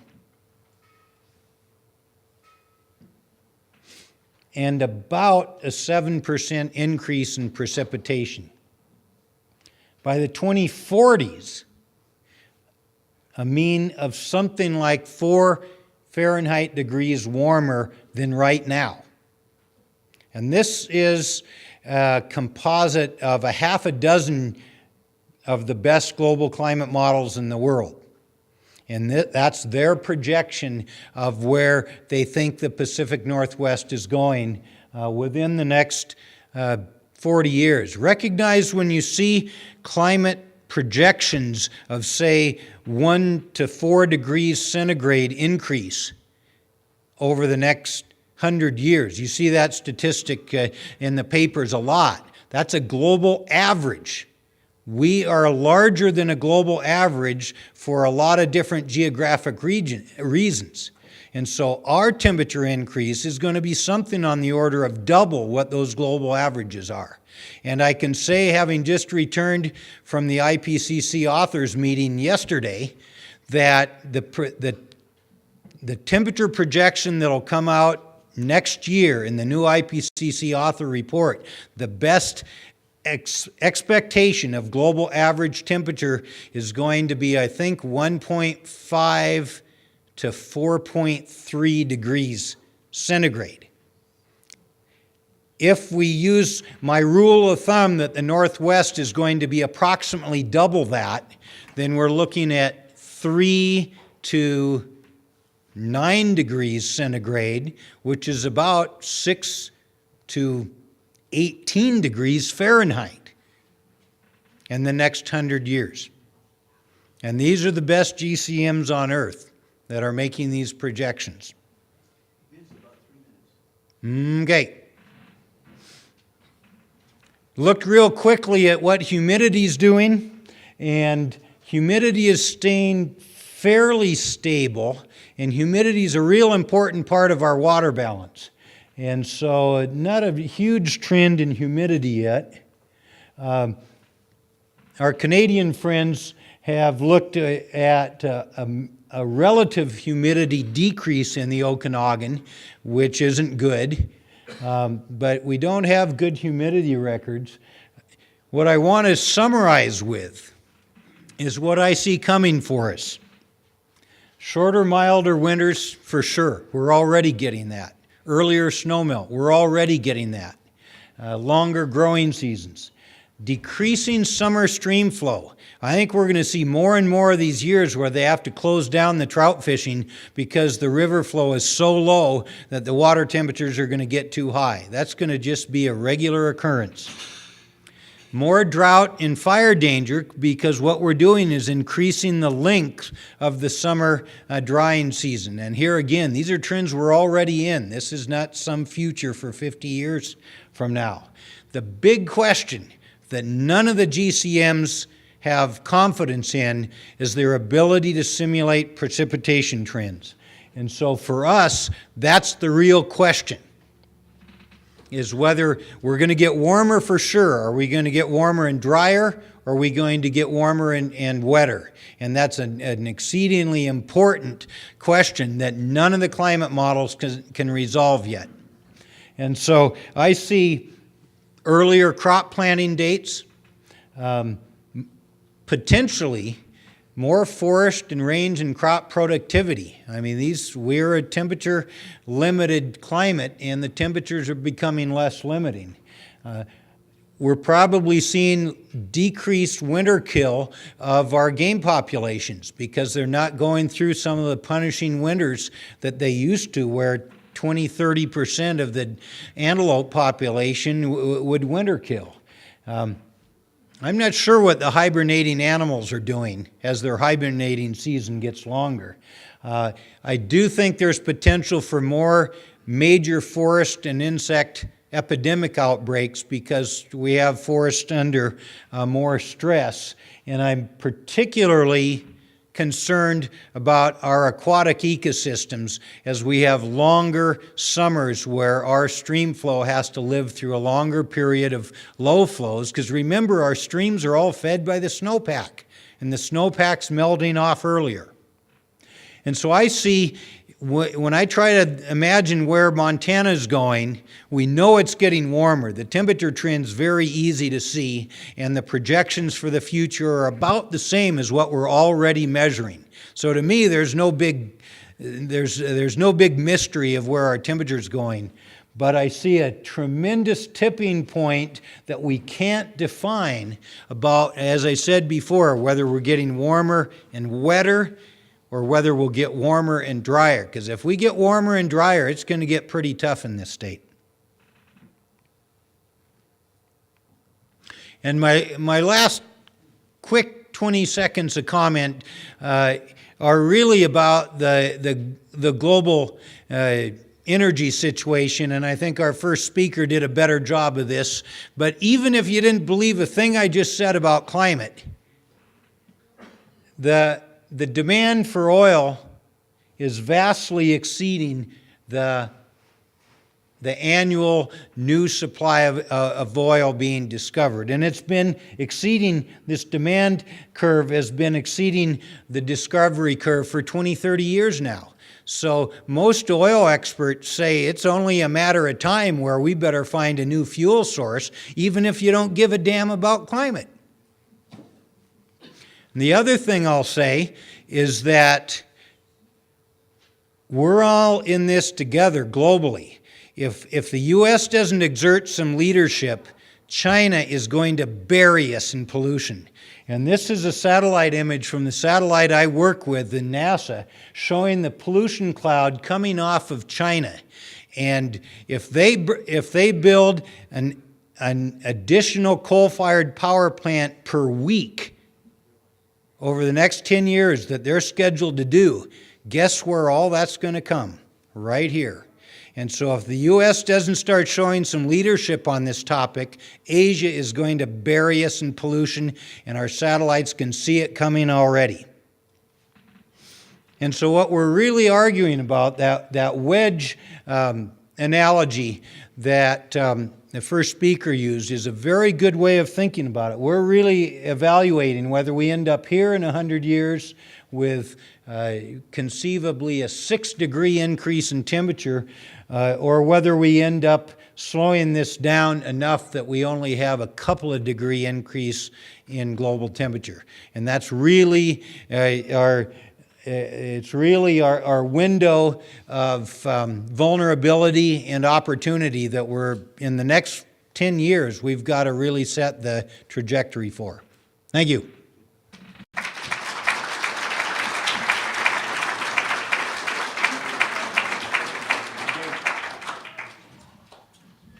Steve will take about 5 minutes of questions.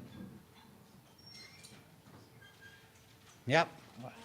Claudia Brown, Missoula. This shows to me that we really have to significantly reduce our consumption.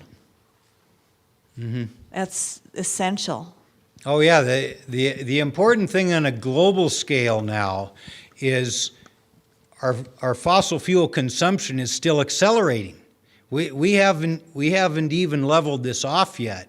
And so we actually have a fair bit of work to do to even stabilize our emissions, not to mention bring them down. And we're not even succeeding in that right now. Yeah. Steve, a number of years ago in Science Magazine, there was a piece that took a look at the North American continent as a potential sink of carbon dioxide. And I'm just wondering if you could give us an update on the state of that research. Yeah, what that work was attempting to understand was how much carbon sequestration we get in our forests, we get in our agricultural land and rangeland. I mean, CO2 is taken up by plants every day as they grow. And is that a measurable amount of carbon? Well, it turns out that yes, it is a measurable amount of carbon. It isn't sequestered permanently. When you grow a tree, it sequesters carbon for, say, 100 years, not forever. So 100 years is a lot better than nothing. There's been continuing attempts to compute the North American carbon sink. There's actually a state of the carbon cycle report that's going to hit the streets in a couple of weeks that'll give the latest numbers on that.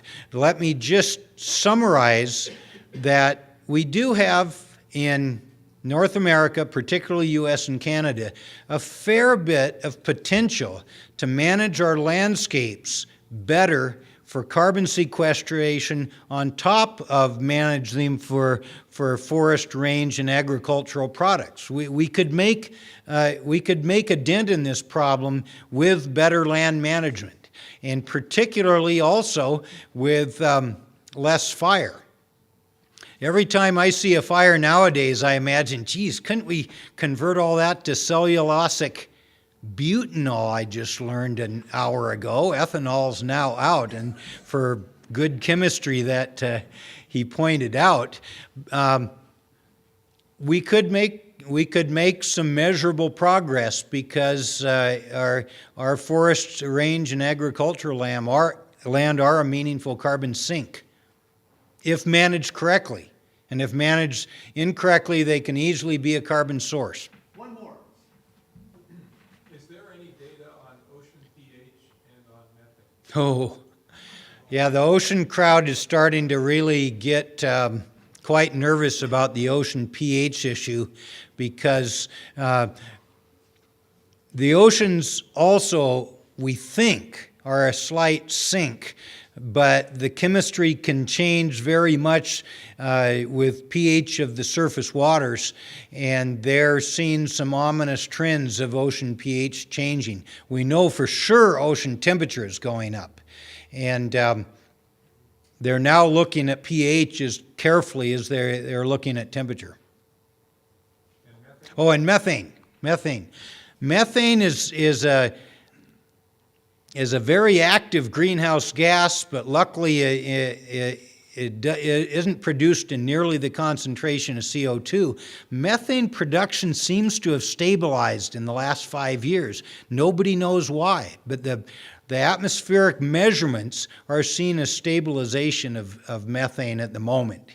And so it doesn't have the sort of runaway trend that CO2 does. And it could be that this is something where some of the industrial emissions of methane are being converted to real fuel, and that might be why, which is good news. Okay? I get the hook.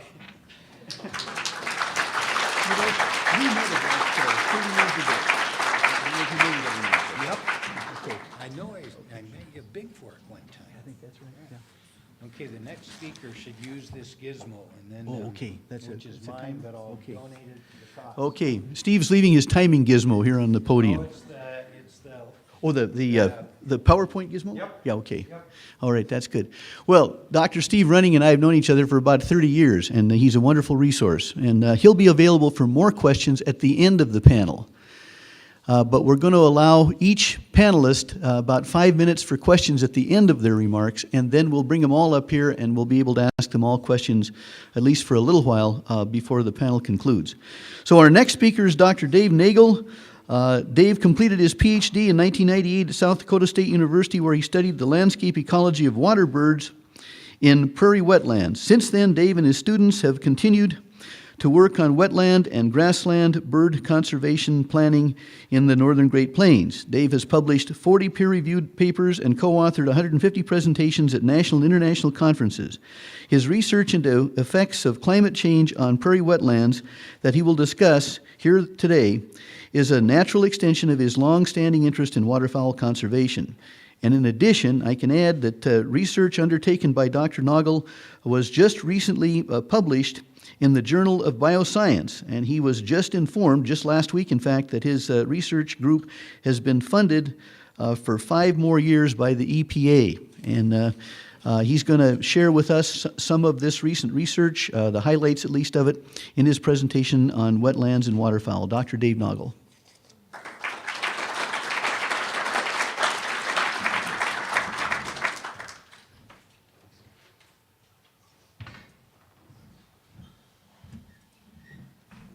I can't tell you how much easier it makes my life to be able to follow Steve Running as one of the world's authorities on climate change, and I can skip over the excellent review that he just gave us And I believe my role here today is to scope down into a wildlife issue and also provide a specific application to conservation of our wildlife resources in the face of climate change right here in Montana.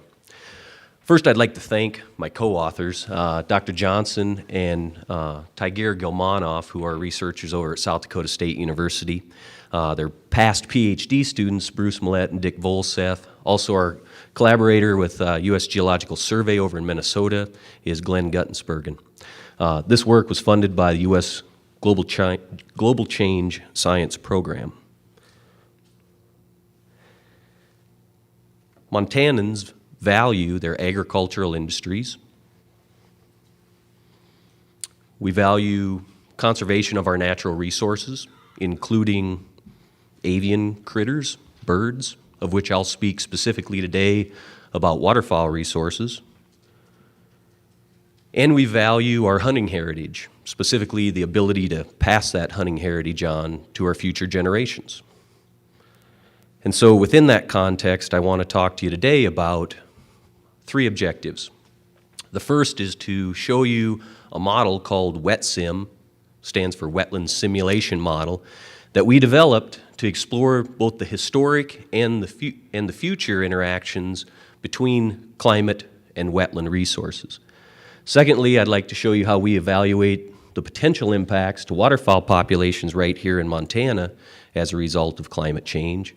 And then lastly, walk you through a thought process on whether we can ameliorate any of these impacts that are facing our wetland resources by doing things like modifying upland land uses in landscapes surrounding these wetlands. So I want to take you to the prairie pothole region of North America. It sits in the mid-continent of North America. It's a vast landscape. It's outlined here by 6 colors. It touches places of 3 prairie provinces in Canada, right here in Montana, more specifically across our High Line, North and South Dakota, east of the Missouri River, western Minnesota, and then where the Wisconsin Globe of glaciation came down into northwest Iowa. We broke this area up into 6 ecoregions, and you can see where they're colored up. Montana falls within the northern short grasslands. Within each one of those ecoregions, latitudinally, we selected 6 weather stations at a low, medium, and high altitude in each ecoregion. And so we had 18 weather stations where we amassed a data set on temperature and precipitation to be able to take a historic view from 1906 up through the year 2000. But before we get into model output and findings and interpretation, I want to take you through Wetland Ecology 101 and show you how the cover system in a wetland works. And so imagine you're up in northeastern Montana, and this is a wetland basin. We're in a droughty period, let's say, and so the wetland is dry. There's no water ponded. And typically what you would find is tall and dense vegetation growing in that pond. And then perhaps we move into a period of climate where we get wetter conditions, and that basin will fill, and there'll be a period of high water conditions, maybe a meter of water on average is what a pond would hold, and the vegetation would persist for a time. But as we move through that cover cycle, the deep flooding doesn't enable the vegetation to persist. A lot of this vegetation can't stay alive under inundated conditions. And so you'll see the vegetation die off, and you'll move into more of an open marsh stage where it's just water and very little vegetation. We would then, through time, move back into a more droughty condition. The water would leave the basin, be evaporated away, soak into the ground, and a mud flat would appear, which is the environmental conditions that most of these wetland plants need to sprout and germinate, and then the basin would fill up with vegetation again. Somewhere in this cover cycle, you would hit hemi-marsh conditions, that phase that's very productive for wildlife. Hemi meaning you've got some open water and you've got some vegetation. From a duck perspective, for example, this is where you would find the most productive habitat. Places where waterfowl can come into that pond, defend a territory, and then the female would move up into the nearby grasslands, lay a nest, hatch a brood, and then bring that brood back to the wetland and hide it in the vegetation so that other critters that think that baby ducks are pizza don't find them all. Eventually that brood would grow up, join the rest of the population, and fly down south for the winter. When you look across the prairie pothole region, there is precious little data over a large time span to be able to run model simulations to understand the interactions of wetlands and climate. One such place that there is a data set to do that is up in Stutzman County, North Dakota, and it's called the Cottonwood Lakes area. Oops. P1 is a semi-permanent wetland that'll be on its 19th year of data collection, where we have very detailed information on the hydrologic conditions, how much water and how it goes up and down, and how much of the basin is covered by vegetation and how it dies out and interacts with the hydrologic budget. This is the basis on which we run our program, WetSim. Incidentally, the importance of this data set can't be overemphasized, and the need to continue to collect it. This is one of the few data sets that have went through the drought and deluge types of conditions that Steve talked about, so you can appreciate the amount of variability in a wetland ecosystem.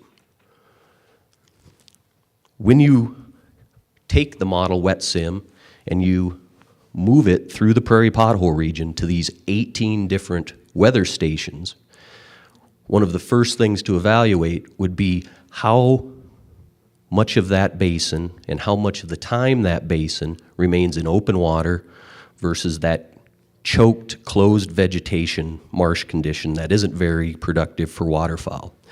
If you look across this huge region of North America, you find that in the very eastern portions and the very northern portions of the prairie pothole region, that most of those basins remain in an open marsh phase, not much vegetation, not as productive for waterfowl. As you get in the historic core of the prairie pothole region, which has been most productive for waterfowl, you'll find that those are the basins that spend the bulk of their time in that hemi-marsh condition, very attractive for this group of wildlife species.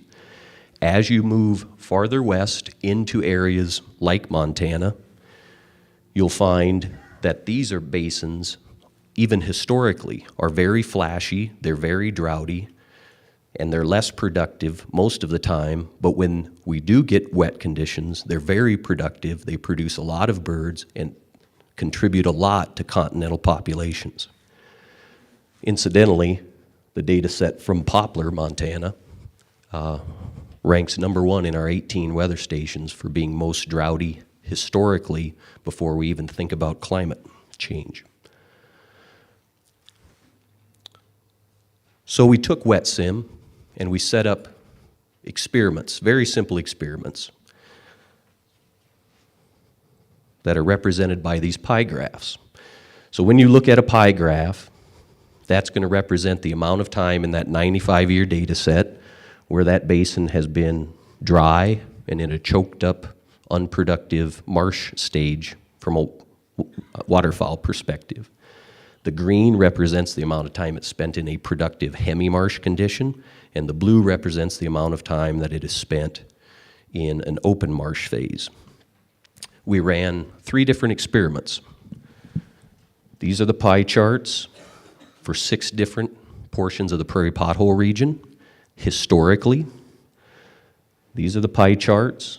If you add an average 3 degrees Celsius increase as a result of climate change and incorporate that into the WetSim model, this is if you add 3 degrees C and 20% more precipitation, and this is if you warm it up 3 degrees C and take away 20% precipitation, so that you can back off and look at trends and evaluate what climate change outcomes might be for this wildlife resource.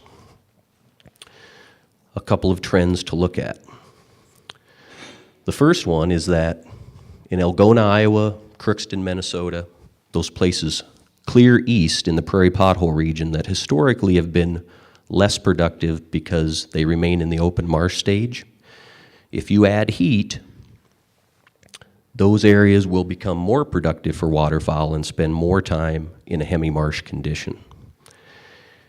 In places like Montana that are already droughty, if you warm it up and don't add more water, it's that tipping scale that Steve talked about that we see in our wildlife populations, where we're not going to add much to continental waterfowl populations. We're going to slip off the map. There is, in our models, a signal for a compensating effect if it gets warmer, but also 20 degrees wetter. But as Steve pointed out, that 20% wetter is becoming less and less realistic according to climatological calculations. The last trend to see here is in column number 4, where if we get warmer and we get drier, it's going to be a train wreck, especially for places in Montana, because what we're going to see is it's going to be too dry, both in our portions of the pothole region, as well as in the traditional part of the heart of the prairie pothole region that used to produce up to 50% or more of our continental duck populations, because it's all going to shift east to places like Minnesota and Iowa. And so let's look at this geographically.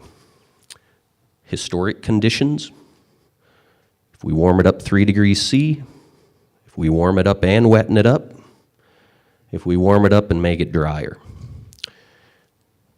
This is a good depiction of where the historic core of the prairie pothole region that cranks out most ducks is located. The colors correspond to the number of times in that 95-year historic data set where WetSim shows the number of times that a basin moved through that cover cycle. And the more often it moves through the cover cycle is a good indication of how productive that wetland is. If we only warm it up, it's going to shift to the east, but still cover a relatively large proportion of the landscape. If we warm it up and wetten it up, as Steve had shown with all other climate change predictions, we're going to shift it west. But this is becoming a less likely scenario, especially with the liberal 20% more water that we poured into the equation. Lastly, if we dry it up and warm it up, this portion of the graph speaks for itself. And so you might say, is pushing it east such a big deal? These birds are hardwired genetically to be able to fly and move around and every year find the best and most wet place in the prairie pothole region. Isn't that what ducks do? And it is what ducks do. But I would argue, given the current base of conservation and where it's occurred, we're headed for a bad scenario if we shift to the east. And if that's what becomes reality in an altered climate. That's because when you look across places like Iowa, Minnesota, North and South Dakota, and Montana, Montana has conserved the highest proportion of its remaining native grasslands and its remaining wetlands. Dakotas are in the middle, and that's been the historic core of the range.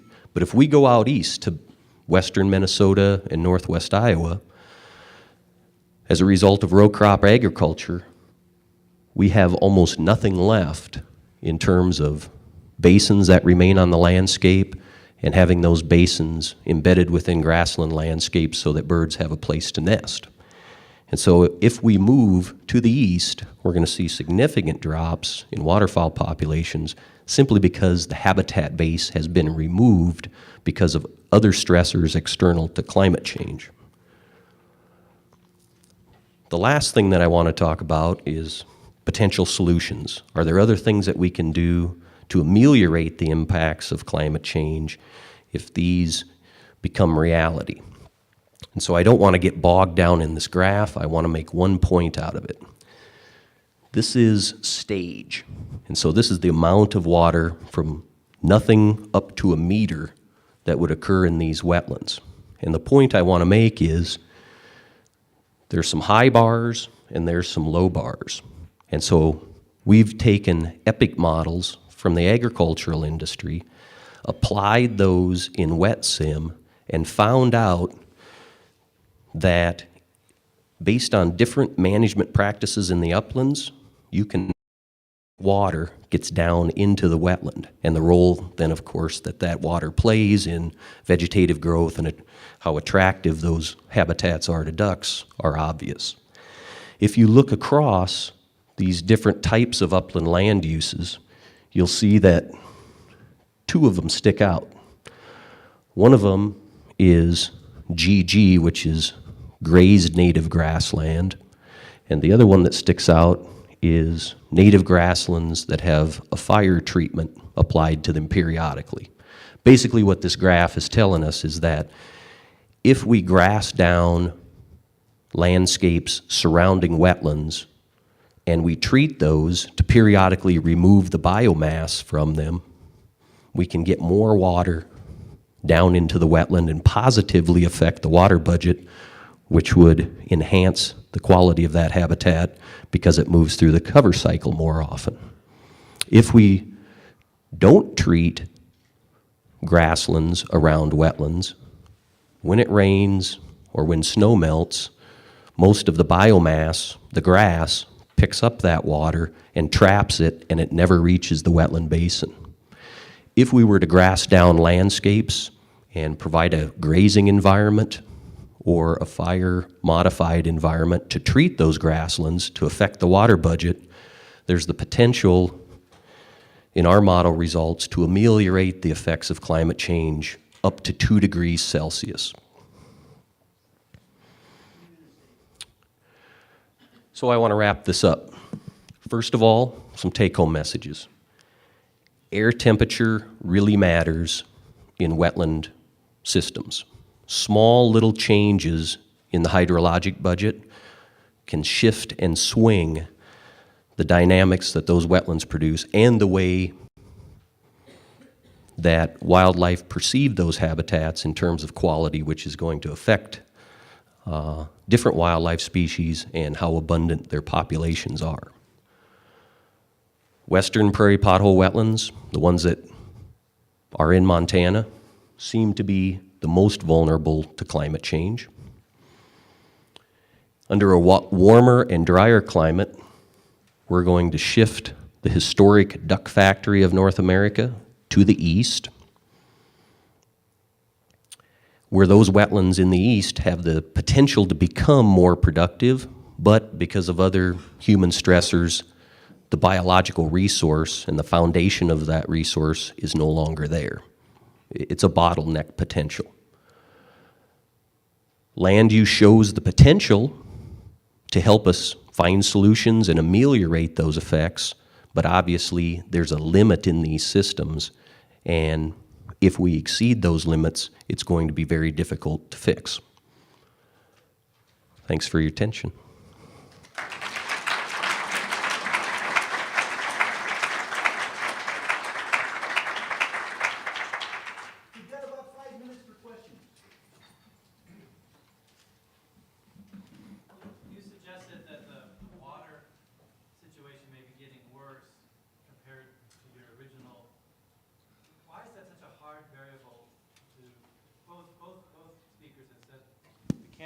Predict water well in terms of future precipitation.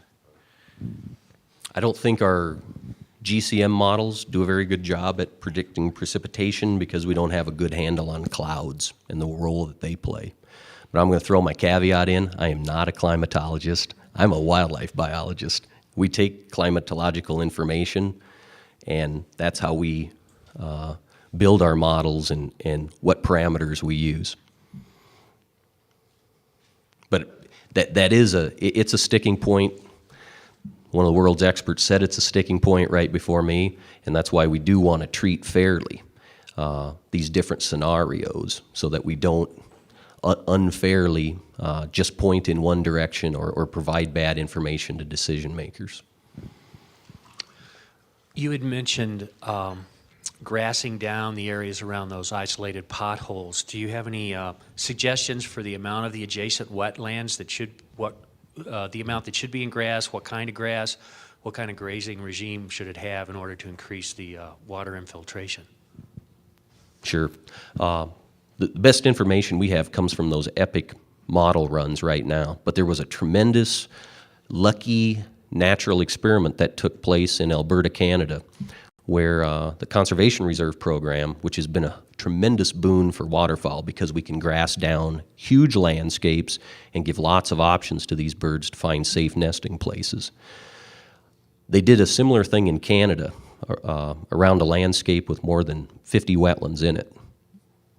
But in droughty conditions, in an already droughty portion of the prairie pothole region, what they found is if they didn't treat those grasslands and if they just remained idle for very long periods, that what you would predict out of our models actually came true.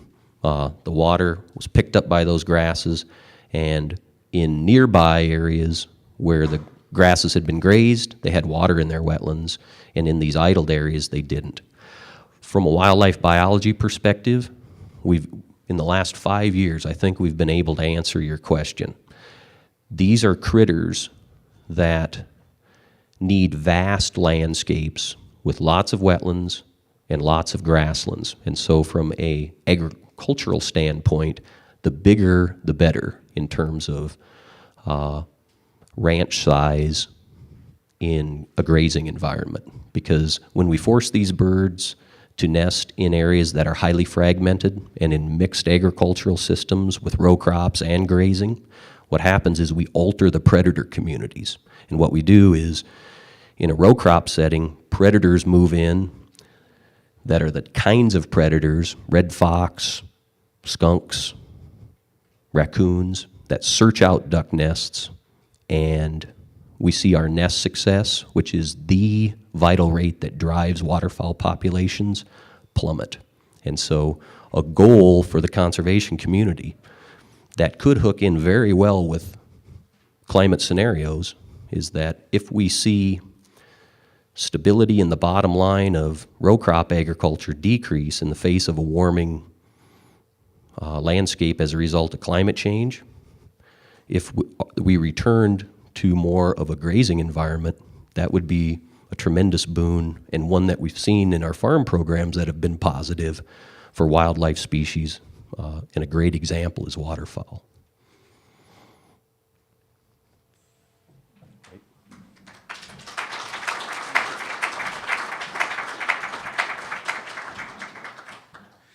When you ask your questions, it would be helpful if you'd wait till the microphone got to you when you ask your question. Our next speaker is Dr. Vince Smith. Dr. Smith is a professor in the Department of Agricultural Economics at Montana State University and MSU, and co-director of the Agricultural Marketing Policy Center at MSU. He received his BA and MA degrees in economics from the University of Manchester and his PhD from North Carolina State University. Dr. Smith's research interests include environmental and resource economics, international and domestic agricultural policies, and their implications for U.S. markets, risk management and crop insurance policy, science policy, and health economics. Dr. Smith is an internationally recognized expert on the economics of the resource and environmental consequences of farm programs, and his book, The Economics of Crop Insurance and Disaster Aid, co-authored with Professor Barry Goodwin, is perhaps the most widely cited scholarly reference on crop insurance programs. In his presentation today, Dr. Smith will comment on the time horizon that might take place regarding climate change and agriculture, with possible impacts on yields and prices, new and alternative crops, and other possible adjustment options. Dr. Vince Smith.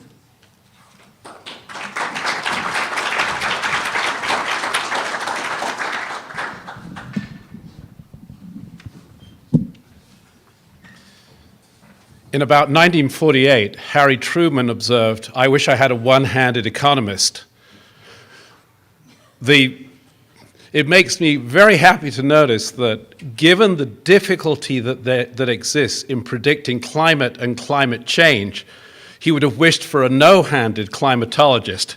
And this reflects nothing on the quality of the science, it reflects on the difficulty that climatologists face in assessing a very complex system where multifaceted forces come to play, not just in the context of human behavior, but in the context of other phenomena as well. My second comment is, I have a colleague in my department who regularly points out that economists are the least welcome guests at the Friday afternoon cocktail party. And the reason for this is that we go around telling people everything they don't want to know, because we usually tell people, no, you can't do what you want to do because there's no free lunch. And it's in that frame that some of the remarks will follow today. What I'd like to do, oh, this works? Which one do I press? I am technologically incompetent, as my wife will tell you, by the way. Oh, that way. That way? All right. In terms of climate change, let's talk about what is known and what is unclear. The first thing that is known is that there is broad, although not completely, although close to unanimous consensus among scientists that global warming is at least in part occurring because of greenhouse gas emissions. There may be other forces at work. There may even be global cooling forces at work beyond human behavior. But there is a very broad consensus that greenhouse gas emissions generated by human activity are a part of the problem. How large, it's not entirely clear, because one of the challenges for climatologists is the short nature of their databases. They may have 100 years of data, but they would far rather have 500 or 600 years of good data to sort out shorter from longer run trends. But there's no consensus on the extent to which emissions will increase in the current policy environment and in terms of the current projections of growth. It's not at all clear how much extra globally greenhouse gas emissions will occur. And in part, this is because of an issue that Steve Running raised. We don't know how the economies of China and India will develop, and we have no idea about what policy modifications those countries and other currently poor, but not always to be poor countries, will put in place to deal with the issues. This is not a local problem, this is a global problem. There is no clear consensus on the extent to which global warming will raise temperatures over the next 100 years or next 50 years. It depends on which global warming model you wish to choose, or global climate change model you wish to choose. This is very important for a state like Montana, where there's so much ambiguity about what will happen. The ability of the state's industries and peoples to respond in a long-run context becomes very difficult. And there's no consensus over the speed to which temperatures will change, even when we know they're going to change. It again depends to some degree on who you listen to. And there is a wide range of estimates out there about, for example, how quickly will the temperature would rise on average, 1 degree Fahrenheit, 2 degrees, 4 degrees, and so on. And these are difficult issues, not from perhaps a science perspective so much, but from an economic and policy response perspective.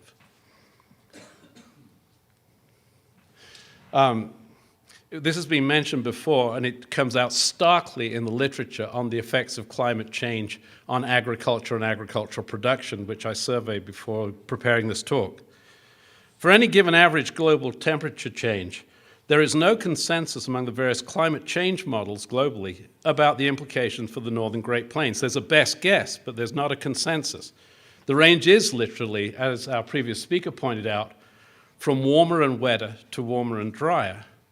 And these scenarios imply compellingly different consequences for Montana agriculture, just as they do for Montana's ducks, and not to mention Montana's forests. And the intriguing thing that Steve Running pointed out in his talk is that we might get wetter in the west and we might get a little bit drier in the east, which suggests different implications, for example, for the forest products industry than for agriculture in the state. Not a trivial issue.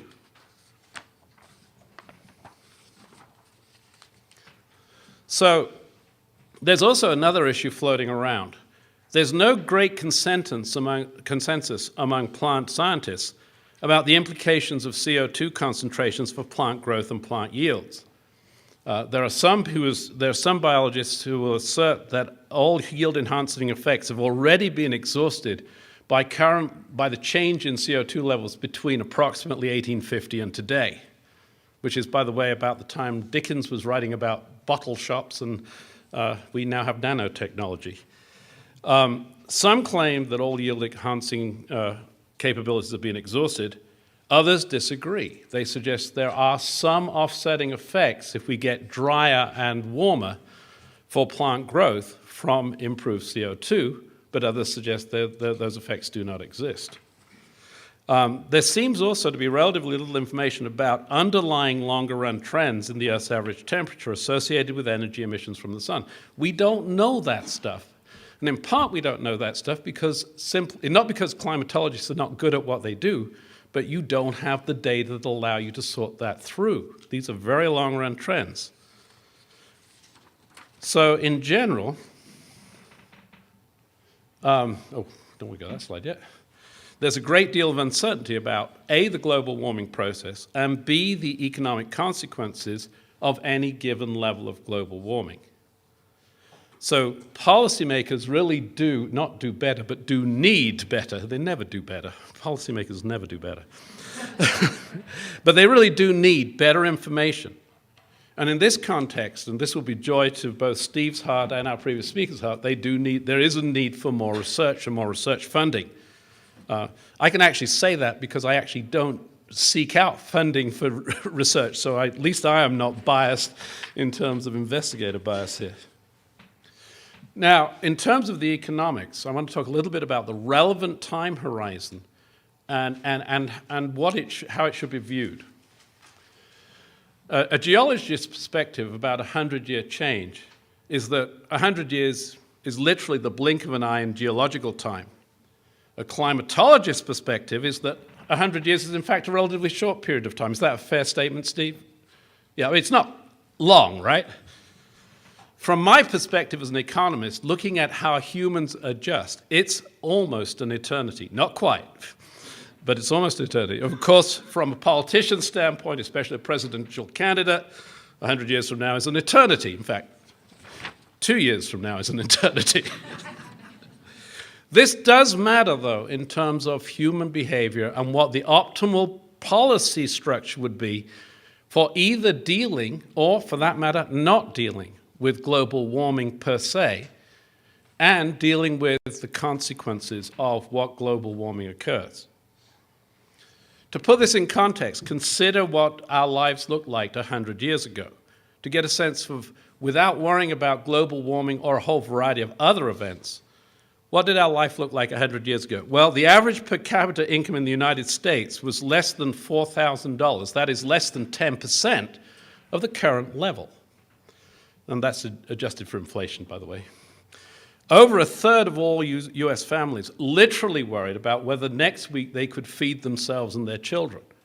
This is not the world in which we live. It's factually just not that way.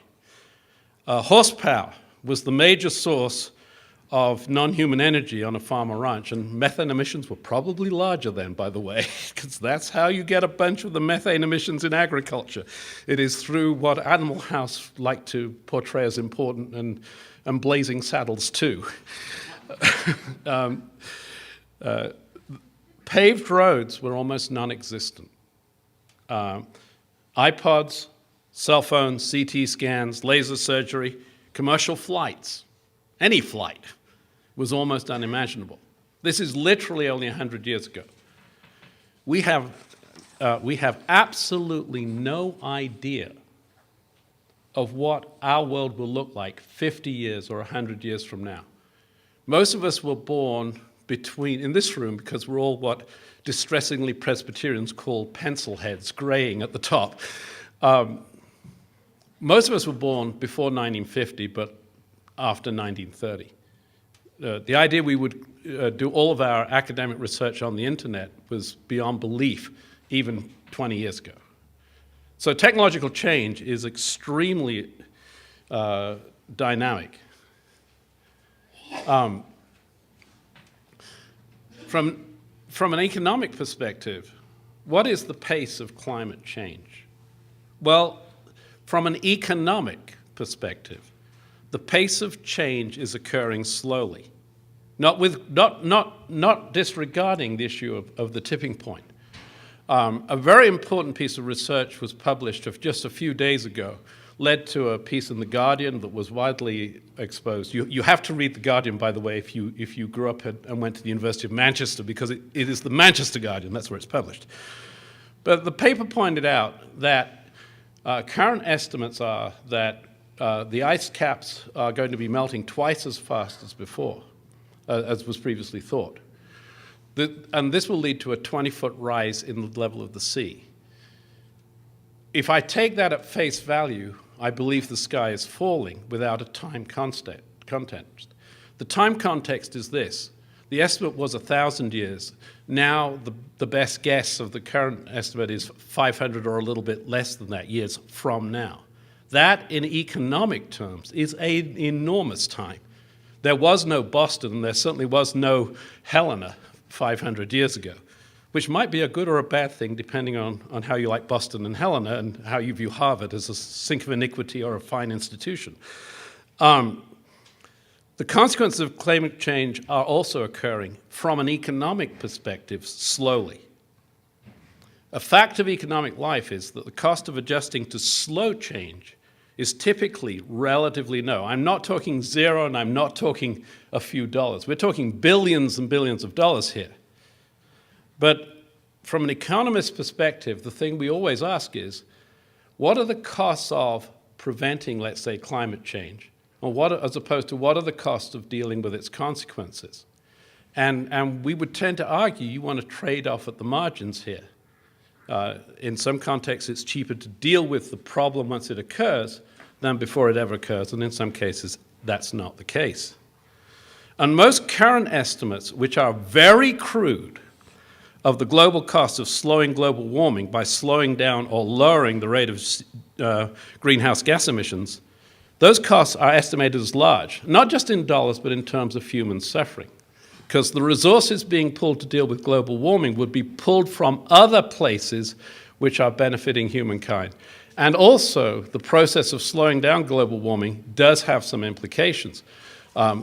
I thought the keynote speaker today made an astonishingly important point. If we move to ethanol or bio-based fuels in any massive way, the price of corn, wheat, and every other major feed grain will go up. That will not affect one of us in this room one whit in terms of our nutritional status. That is not the case in many of the poorest countries of the world. So there's some very significant issues here that are floating around that correctly the keynote speaker identified. It turns out that those estimates of costs appear to be of stopping global change in greenhouse gas emissions sufficient to prevent further climate change are very, very substantial. So they also look to be higher than the costs of living with global change. And again, in terms of human suffering, not in terms of wildlife and so on. And implicitly, if you like, in this talk, I'm placing zero value on ducks and zero value on fish. Well, at least trout. And I neither hunt. I should admit I neither hunt ducks nor do I fish for trout, and I find both activities not something I want to do, but I realize other people do. So, what do we do here? Well, just an aside on technical change in greenhouse gas emissions. One way to lower the cost of controlling greenhouse gas emissions, which implementing any major effort would be very substantial and has to be focused on effectively transportation and electric power generation rather than agriculture, is to develop new technologies. Richard Branson's new initiative that was announced 2 days ago is solely targeted at R&D in developing new energy sources. As best can be told, and let me be clear here, I am not a Republican, I am barely a Democrat, and I would have doubts about voting for Tony Blair for all sorts of reasons. But Politically, I'm what my wife calls an agnostic. As best we can tell, his newest the Bush administration's newest statement on its focus on global warming is to allocate about $3 billion, and it's not clear if these are new or current dollars, on R&D. These types of initiatives, which involve large investments by the standards of my and most of our incomes, are actually very modest in terms of global investments in R&D and global investments in government activity. They may or may not be adequate. They're probably not adequate, but they are moving in the right direction if we wish to seriously address global warming, because we seriously need to come up with technologies that are relatively low cost compared to the way we're generating energy right now. Many years ago, I wrote a book on medical technology and society. A key issue in medicine is, do we prevent disease or do we cure it? And there are some cases in medicine where we clearly try to prevent. For example, measles. Almost everyone in this room was inoculated against measles, and we want our kids to be inoculated against measles. No one inoculates against the common cold. It depends on the circumstance as to whether or not prevention is better than cure. And this is an important component of the policy debate on global warming. A fairly recent study looked at the major non-biodiversity issues associated with global warming. These four were what they came up with: hunger, disease, water shortage, and coastline change due to rising sea levels. In the context of Montana, only one of those directly impinges on our welfare, the potential for water shortages. And there is ambiguity there here. I wanted to put this up just to show you that coastline change isn't the end of the world. This is Robin Hood's Bay, and it has nothing to do, the problem with coastline change here has nothing to do with water shortages. It has everything to do with the fact you've got soil-based cliffs. There was a village put there about in 1200, and there have been people there since then.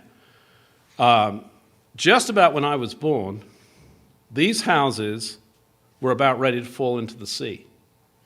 A couple of comments on these houses. People think, gosh, that's a terrible burden on the people of that village, that they're facing losing their house.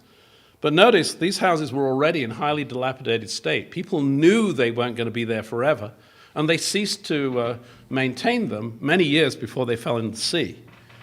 People who still want to live there, these are fairly new houses, mitigated the problem with substantial sea defenses. When we think about global change, we often talk about rising sea levels and coastline change. It's not clear that if we're looking at a 500-year time horizon, as a community, a global community, we cannot deal with those problems through moving people. And the costs are not massive because the changes are not instantaneous. In terms of Montana, we do have this irony that the global warming models predict either we get wetter and drier or we get wetter and warmer. What does that imply for Montana? Well, we don't know which of these outcomes is for certain going to occur, even perhaps more likely. So what we really need is continual information and continual R&D, and especially in the context of agriculture, for example. What we want our scientists at Montana State University and the University of Montana and elsewhere to do will be very different if we're getting wetter and drier and wetter and warmer.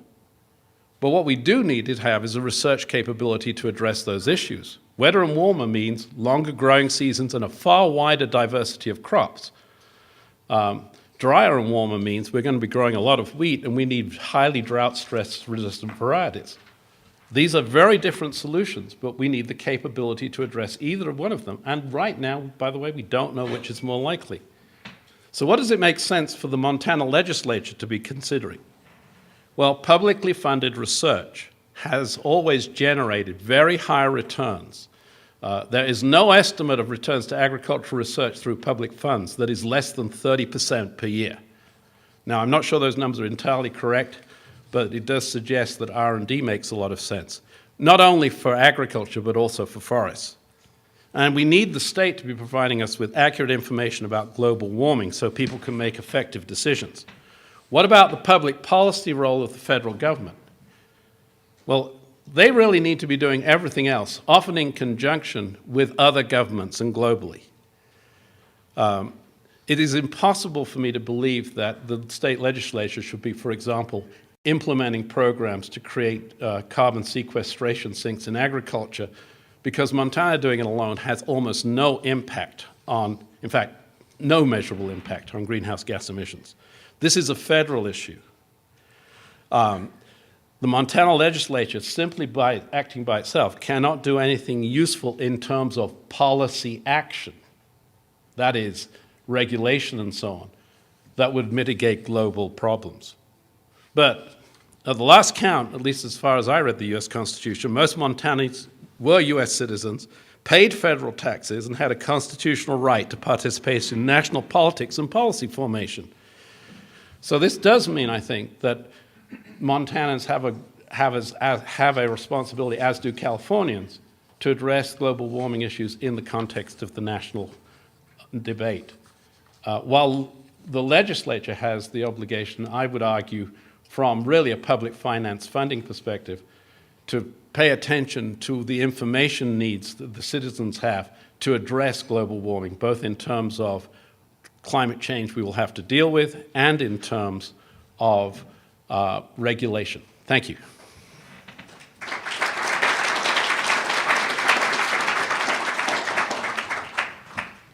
For questions. Wait till you get the microphone before you ask your question.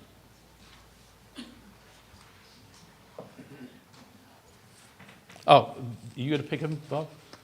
Yeah, I see one right back there.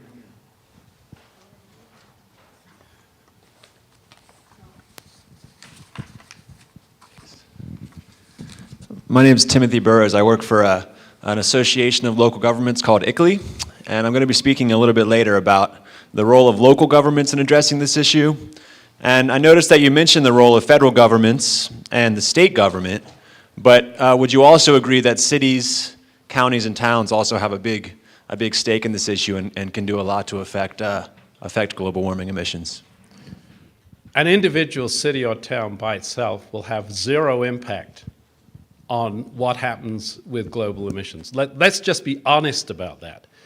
Now, if you say to me, we need to control, for example, auto emissions because of short-term public health concerns, certainly Missoula, for example, which is in frequent violation or relatively frequent violation of EPA ozone standards, for those reasons should be paying a great deal of attention to emissions both from manufacturing facilities and us as we drive our cars around in the city. I think that's the fair context in which specific action should be taken. If a community wishes to say, we will be a demonstration project to show what can be done, I think that is a perfectly legitimate thing for that group of citizens in that community to take on. I think this issue of spillovers is particularly crucial here, though. A community that takes an aggressive action that raises the cost of living in that community or the cost of doing business in that community will see job flight and will almost surely see business flight from that community. And so you have to weigh the issue. In the context of local action, you have to weigh the benefits from being that the community gains from being a demonstration project, a leadership example, if you like, with the costs that the community is likely to incur from, say, taking actual aggressive actions through very restrictive regulations and so on. There is a benefit and cost issue floating around here for the community. Nothing says that a community can't take local action, and Local Heroes, and Local Hero, by the way, is one of my favorite all-time movies, wonderful movie about not getting an oil facility placed in a beautiful part of Scotland. You can be a local hero with community consensus. But I think we have to understand as local communities when we're imposing costs and taking risks with our communities, and in that context, they're making decisions. Yes, sir. My name is Jordan Gates. I'm with Salt Lake City, and I have to graciously disagree with your assumption that cities don't make an impact. We have had tremendous success in reducing our carbon emissions. And at the same time, and I'll address this when I do my presentation in about an hour or so, saving taxpayers money and actually providing incentives for businesses that are interested in pursuing renewable technologies to come to Utah and participate. I think maybe based on the economic model that seems to be the one that's been used over the last 2 centuries, your assumptions might be correct, but I would also argue that I think that economic model that fails to put a value on ducks and fails to put a value on forests and fisheries is flawed.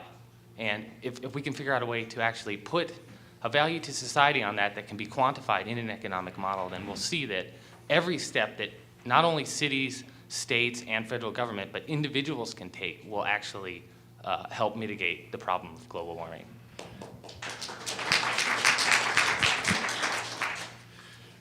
Couple of comments.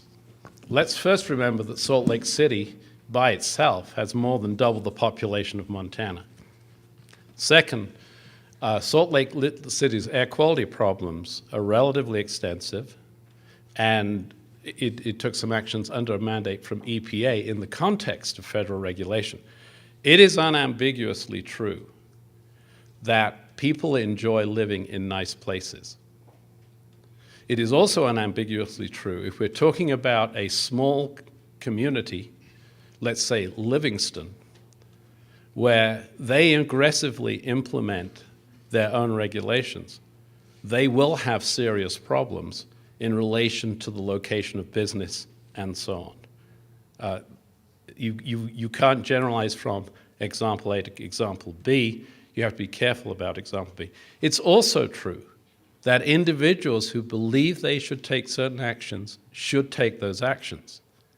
I was very careful in responding to the previous question in noting that it is if the community is willing to assess the risks that may occur and go ahead, then there's nothing in economic theory that suggests they shouldn't do that. It is also true that in economic theory, valuing externalities is important. There is a caveat here. Who is going to be valuing those externalities? Is it going to be you with a per capita income of $100,000, or is it going to be the person in, let's say, Chad, whose food costs are going to double because of your actions? And you have to weigh, ethically, you have to weigh those issues. Now, economists are not noted for being ethical, so I ought not to go any farther. But rather to point out, income distribution effects matter here when evaluating the value of doves or whatever. Evaluating clean water would be a different story, of course. I see hands up all over the place. We're going to have to keep to our schedule, so we got time for one more quick question. You be the judge of who you're going to ask. Oh, gosh. The lady, yes, ma'am. The lady down here on the aisle. Thank you. Rita Rozier from Montana State. I understand that you're speaking from an economist's point of view that one person or one city can have a small effect on a huge problem like this. But I think what I believe, and possibly what many people in here believe, is that leadership is required to get this started, and that to get change going, and that if it starts on a local level, we have a better chance of having a personal effect and a growing effect, and that sociological change is based largely on peers. For instance, we all do want a good life, but how we define a good life is partly a function of what others in our peer group believe is good. For instance, do we spend that extra couple of thousand we make this year on a piece of artwork, or do we go out and buy a bunch of plastic disposable junk that will end up in landfills? And the same thing goes with travel, how we transport ourselves. Do we choose an economical car, one that gets good mileage, or do we choose an SUV? Is based largely on our peer group and what is considered the top quality thing to do from our perspective. So that's where I think leadership really needs to start, not just with individuals, but with leadership, so that peer groups at the same time change their habits. And I'm not sure what my question is, but I guess do you agree with that, or? If I look through history, Francis of Assisi was a great leader, through example. What I like about Francis of Assisi is he said, I'm going to make this decision to be heroic, and I am going to bear the costs. And I think for individuals, that's an entirely appropriate set of decisions. When we talk about communities, we really have to be roughly in the same boat, in my view. This is a personal view. If a community I live in is going to introduce an extremely different set of regulations than the neighboring communities, and the community has a very, very substantial consensus that this is okay, who would I be, or who would anyone be, to say, don't do that? There is a different question floating around in here, though. It is one thing for you or I to say, we will live simply. We will not buy disposable diapers, for example. Although it turns out the emissions with non-disposable diapers tend to be higher than with disposable diapers because of the energy use with the washing machine, but never mind. It's fine to be, it's wonderful to be a true leader in that sense. It is entirely another to insist that other people who do not share your views and who do not want to play that role because you want them to. So it is entirely appropriate for individuals to provide examples, and that is the way social change occurs. In the context of economic decision-making, in terms of the implications for a person or a small community to have any measurable impact on greenhouse gas by themselves, I think you have to be really realistic and say no. Anything that you choose to do, by the way, in Salt Lake City will be swamped by whatever they decide to do in Guangzhou, which is a small Chinese city with 5 million people, with about twice the size of Salt Lake City. So you have to recognize that A, what you're doing may be heroic, B, it may be pyrrhic, and that may be your choice, C, broader action on these issues is going to be better than local action. And I think those are fairly honest comments. I'm not allowed another one. So.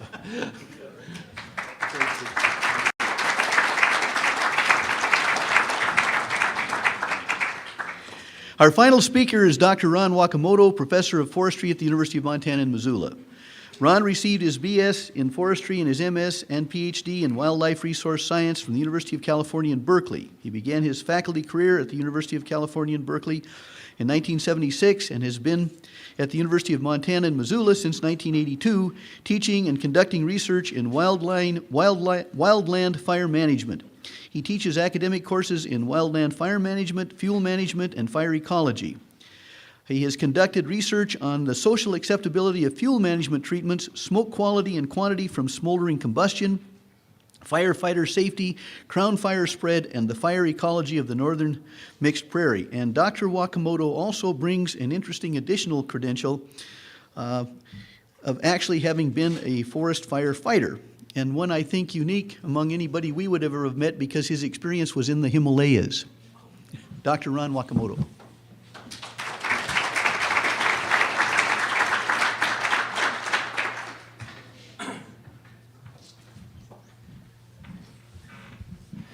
Thanks, Bob.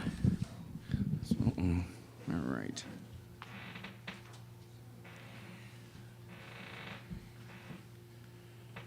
Well, first of all, I'll just say this. I'm not a climate change scientist. I was asked to talk about what we expect to see with respect to fire, what is happening with respect to fire currently. And so when I began to look around, what I found was a wonderful statement, and you might look at that same site. This is a site put up by the Association of Fire Ecology, for which I'm a member. And they're going to have a specific climate change meeting in the middle of November in San Diego, kind of an appropriate place to think about fire. So my remarks here and the statements I'm making here are coming right out of one of their their particular statements with respect to climate change, and I want to kind of emphasize some of those points with my thoughts and my observations here in Montana. Both fire and climate interact with other natural processes to direct the formation of vegetation in natural systems. Fire and climate are also directly connected through climate drivers such as ignition and fire weather. And of course, climate determines whether plants grow where they do and why they don't grow where they don't. And it also affects their fuel status and how the kind of fuels that we have. When we start to talk about fire regimes, I want to just kind of bring this point up so that we're clear about our definitions. Season, when does the fire occur? Frequency of fire, how often in a period of time? Intensity, when I say intensity as a fire scientist, I mean flame length. I don't mean anything else but flame length, the actual length of flames we see on the fire. Extent, the size of those fires, and finally severity. Now, you'll see this particular term kicked around a lot, severity. As I use severity, I'm talking about the effect of the heat of the fire on the meristematic tissue on the site. Those could be seeds, they could be roots, they could be the cambium of trees, they could be the buds of the trees. Okay? Because there are lots of cases where we can have very severe fire that's very low intensity. Oftentimes, scientists that you meet, particularly remote sensors that are looking down looking down from a satellite or from above from an airplane, are going to use the term severity when they really mean intensity. They can't really determine severity on the site. All of these things affect the vegetation and the vegetation change. And Steve showed you this slide before, that just in August, we had a wonderful article and a series of articles in Science Magazine.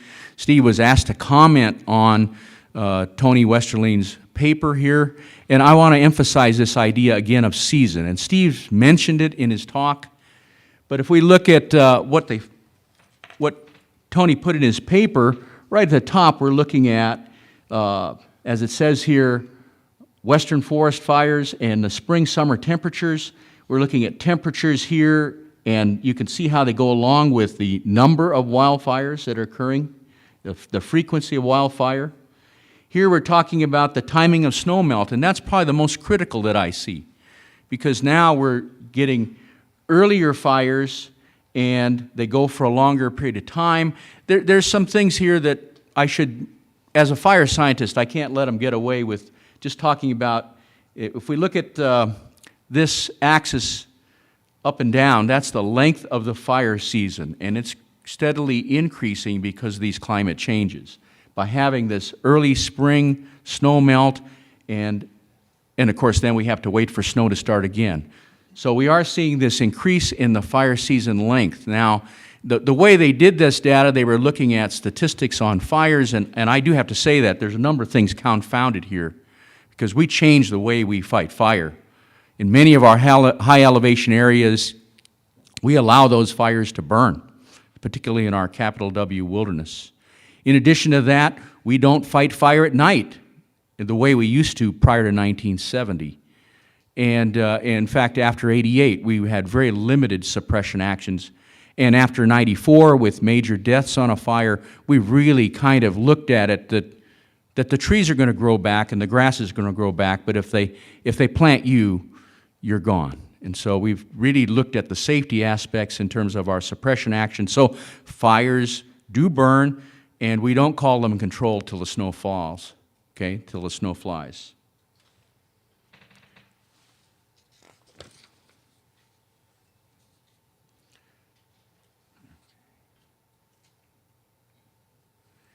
Historically, a number of our fire types have had very low intensity fire as the roll of fire. And what I want to see this slide here because I want you to think about fuels. Precipitation and temperature patterns, the things that Steve and other speakers have spoke of, they regulate the accumulation of fuel. I don't think that's far-fetched. But I want to say that in many cases, in terms of our fire behavior, with respect to having a wetter warmer or a drier warmer, I think there's no question we're going to have more fires. The wetter warmer just makes the forest more productive, so we get higher leaf turnover and faster rates of fuel accumulation. As Bob said, I began my academic career at Berkeley, and I have to tell you that we don't produce a lot of fuels in Montana. If you're in a Sierra Nevada forest and you walk out there, the fuels that are produced every year are 3 or 4 times what a fully stocked stand in Montana would produce.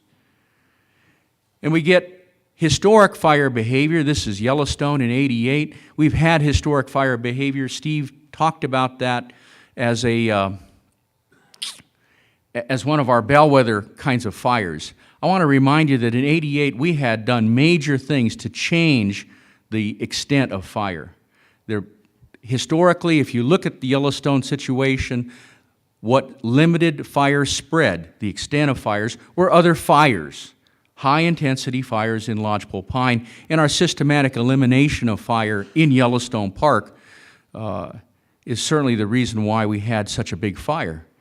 One of the things we do know is that when we have large extent fires, we reproduce them over time. So Yellowstone, when it does burn again, we're going to have that very significant fire because all that age class mosaic is all very similar and all one big piece.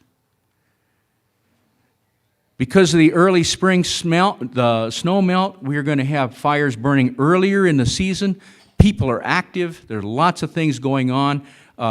I think when I first came to Montana, everybody talks about lightning as a fire ignition source, and you come to realize that there's a lot of people out there. We have at least 2 arsonists that work us every year in Missoula, Montana. I think they finally caught one of those fellows just recently. But it's a part of the cards that people don't think about in Montana. They often just think lightning, and arson is going to become a bigger and bigger problem as we go along, especially as we have drier fuels earlier in the season. As far as extent goes, we're beginning to see larger and larger fires. You know, this is part of the Hayman fire in Colorado. What do they talk about? Largest fire in history, those kinds of things. You'll hear those terms being used. This is an area where we had a large timber sale. Fire burned through there, very high intensity. These kinds of treatments that don't treat surface fuels, burn surface fuels, they have no effect on large wildfires.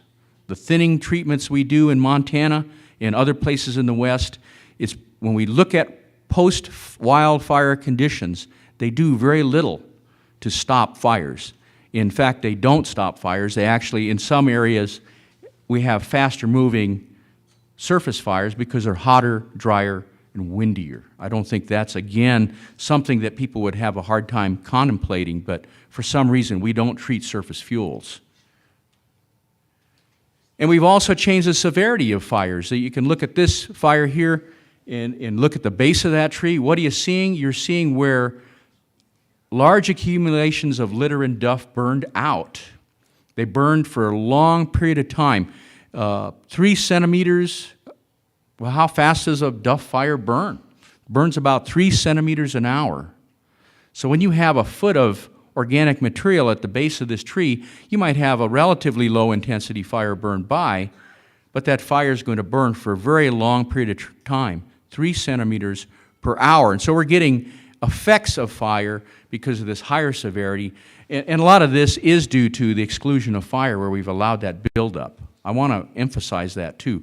There are a lot of people who are saying, oh, well, we got climate change, it's going to burn anyway, why should we do anything? And what we have is a forest that's set up because of our fire suppression.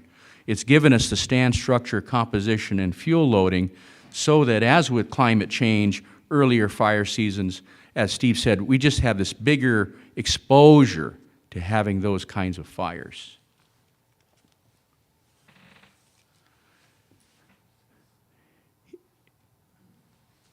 Historical fire regimes have been disrupted globally across ecosystems. As Bob said, I was in Bhutan earlier in February this year, and I guess I have to correct him there. He said I fought fire in Bhutan. I light fires. That's what I do, okay? So I had to go to Bhutan, teach a 3-day course in fire ecology, and then put my money where my mouth was. And on 80% slopes in the center of in the heart of their fire season, I had to be able to light forest fires with inexperienced crews and no equipment. So it was quite exciting. But the systems have been disrupted, and we often talk about time periods. We talk about 100 years as being a relatively short time. I want you to realize, and we're in Montana, Native people have been burning Montana for the last 13,000 years. They've been very systematic about burning, very small scale in lots of cases, a lot of spring application of fire, but trying to make the habitats very diverse. If you read that, it says by Luther Standing Bear, only to the white man was nature a wilderness, and only to him was the land infested with wild animals and savage people. When Lewis and Clark came through Montana, there were no unnamed mountains, there were no unnamed streams. It wasn't that wilderness, in fact. And in fact, what some people have shown here, you have this wonderful picture, everybody goes, oh, this is so nice, this is the historic way in which Native people burn the range. And this was a reenactment with a photograph taken. I like to look at the Charlie Russell rendition of the same kind of scene. You see the particular Native person here looking back over his shoulder. And one of the reasons is that Charlie Russell kind of got it right. This picture that shows just, Native people doing this ignition, it's really called Blackfeet Burning Crow Range. Okay? So if you think about that, when they're burning Crow Range, what are they doing? They're trying to redistribute that grassland so that the crows would have very hard time in the winter. It's part of warfare. What I'm saying is that the grasslands of Montana were very seldom fuel limited. And they were not fuel limited. In other words, they weren't grazed that hard because Native people were very active at hunting, and they had a very much an influence on our land. And this is just an example of some of Charles Kay's works, where we're looking at Lewis and Clark's travels, where they met with people, and these bars represent the number of Native people they met as they were moving through. And of course, those 30 or so people that were hunting all the time with Lewis and Clark, they shot a lot of animals. I think the estimates were that they ate 8 pounds of meat per day, right? And so you can see this difference here, where they didn't meet Native people. And this is a very systematic study of the journal. It's sort of a snap trap assessment of populations. And we see that between tribes where they were warring, we see large populations of wildlife, because that's where Lewis and Clark was able to shoot them. At the same time, where we have confederations where there was less battle between the Native people, right in here, we did not have that same kind of situation until we got over here to the Mandan Hidatsa and the Rickaras here, and they were fighting again. So the wildlife existed on the edges where there's disputed territory. That's the reason why there was so much grass to burn. Otherwise, the grazing would have been much more significant in terms of fuel and fire control. Much of Montana was not sagebrush. It's all an advent in terms of our cover of our wild lands because of horrendous overgrazing at the turn of the century. Okay, it's not the situation of the native grasslands that were here in Montana. They were grass, just like Dave's saying, very extensive grasslands, not a lot of shrubs for these other predators to work the animals over in. And that forest structure change that you've heard a lot of fire ecologists talk about, that's really gone on. It really has happened, and we're trying to, if we're going to adapt to climate change with longer fire seasons, we really do have to begin to look at changing stand structure, changing composition, reducing some of those hazards. Or we end up with a situation where those ladder fuels take the fire into the crowns.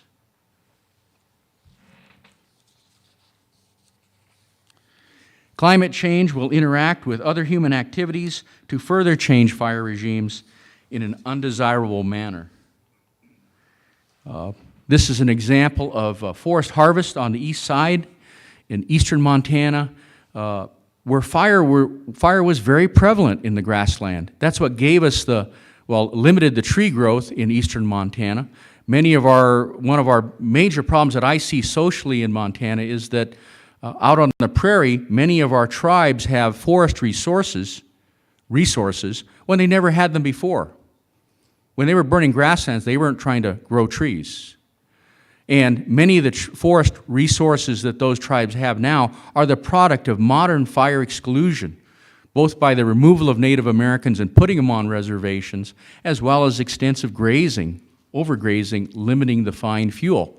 That's really what caused exclusion of fire originally. I hope you understand that if we look at the record in the trees in the entire western United States, about 1875, fires ended.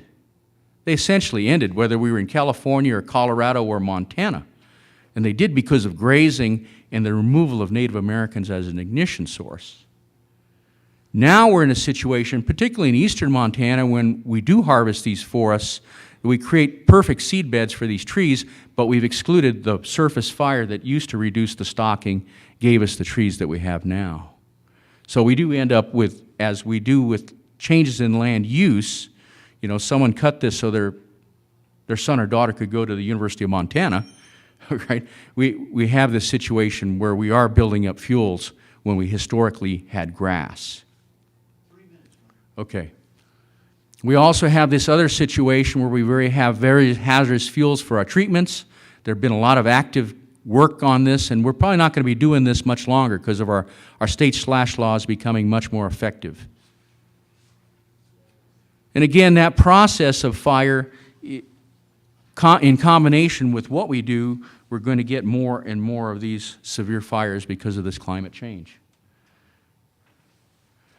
Abrupt climate change can lead to rapid and continuous changes that disrupt natural processes and plant communities. This is probably the one that I want to dwell on a little bit here, in the sense that what Steve talked about when we saw those charts of his is not that we're really having this change. It's the rate of that change. It's going to be within our lifetime, and we're seeing it right now in terms of fire. The Derby fire that we just had burned all over private land as it came out of the Gallatin National Forest. And it's going to be this disruption of natural processes. One of the things that we often talk about is lightning-caused fires, as I said before. Think about this change. As that weather changes, the actual patterns of where that lightning occurs and where the rains go will change as well. So now what if you live in a fire plain? We talk about floodplains, and we have floodplain insurance. Think about a fire plain where that kind of fire behavior moves through your community, and it does it consistently.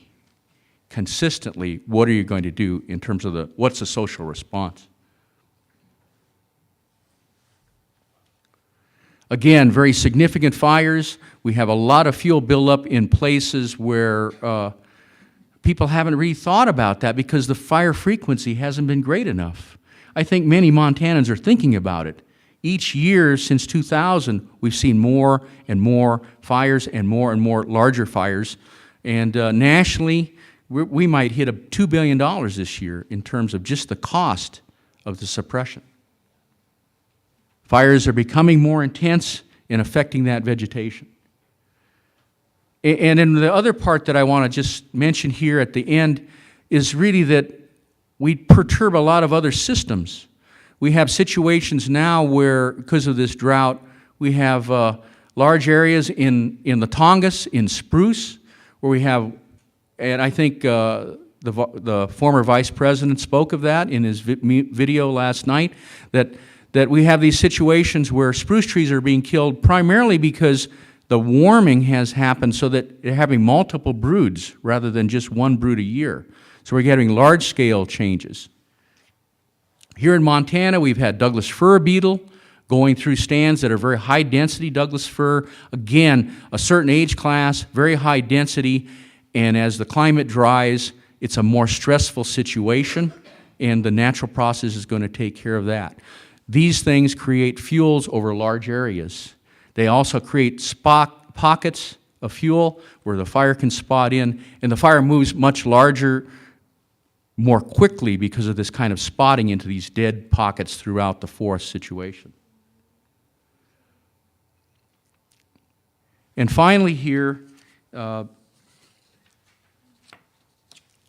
changes in climate will limit our ability to manage wildland fires and to apply prescribed fire across the landscape. You know, that's what I do. I light fires. This is the reason, is the wind. We've talked about different things here in Montana, but I think nationally, as the weather changes, we have a less ability to predict the power and the strength of these various winds. We don't lose forest fires because of large quantities of fuel, okay? We don't lose them, have them escape. We lose them because the wind blows, and that's going to be the tough one. We have areas where the only thing that saved, this is again in that Hayman fire, this green area that you see across the road there, that was a prescribed fire. It burned the fine fuel. Here we have another fire that burned into the Challenge Blacks Mountain Experimental Forest in eastern California. On the left side, you see thinned and unburned.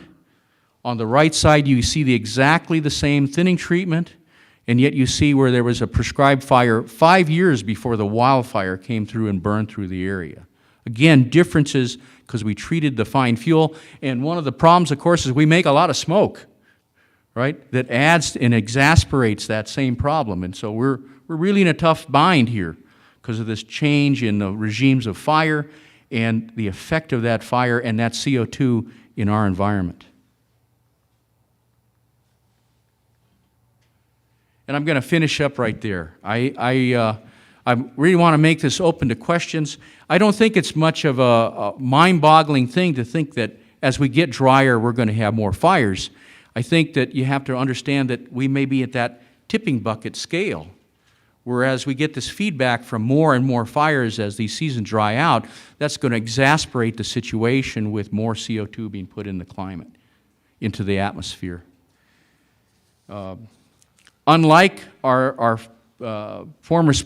previous speaker, I'm really concerned about this thought about economics because, the biggest unknown in any of the western states' budgets is the cost of fire suppression.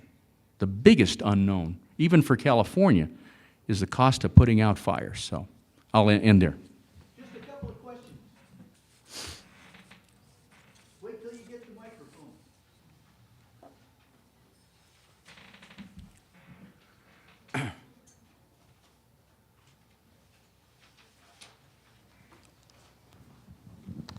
I wanted to say this in the last session with the gentleman from MSU.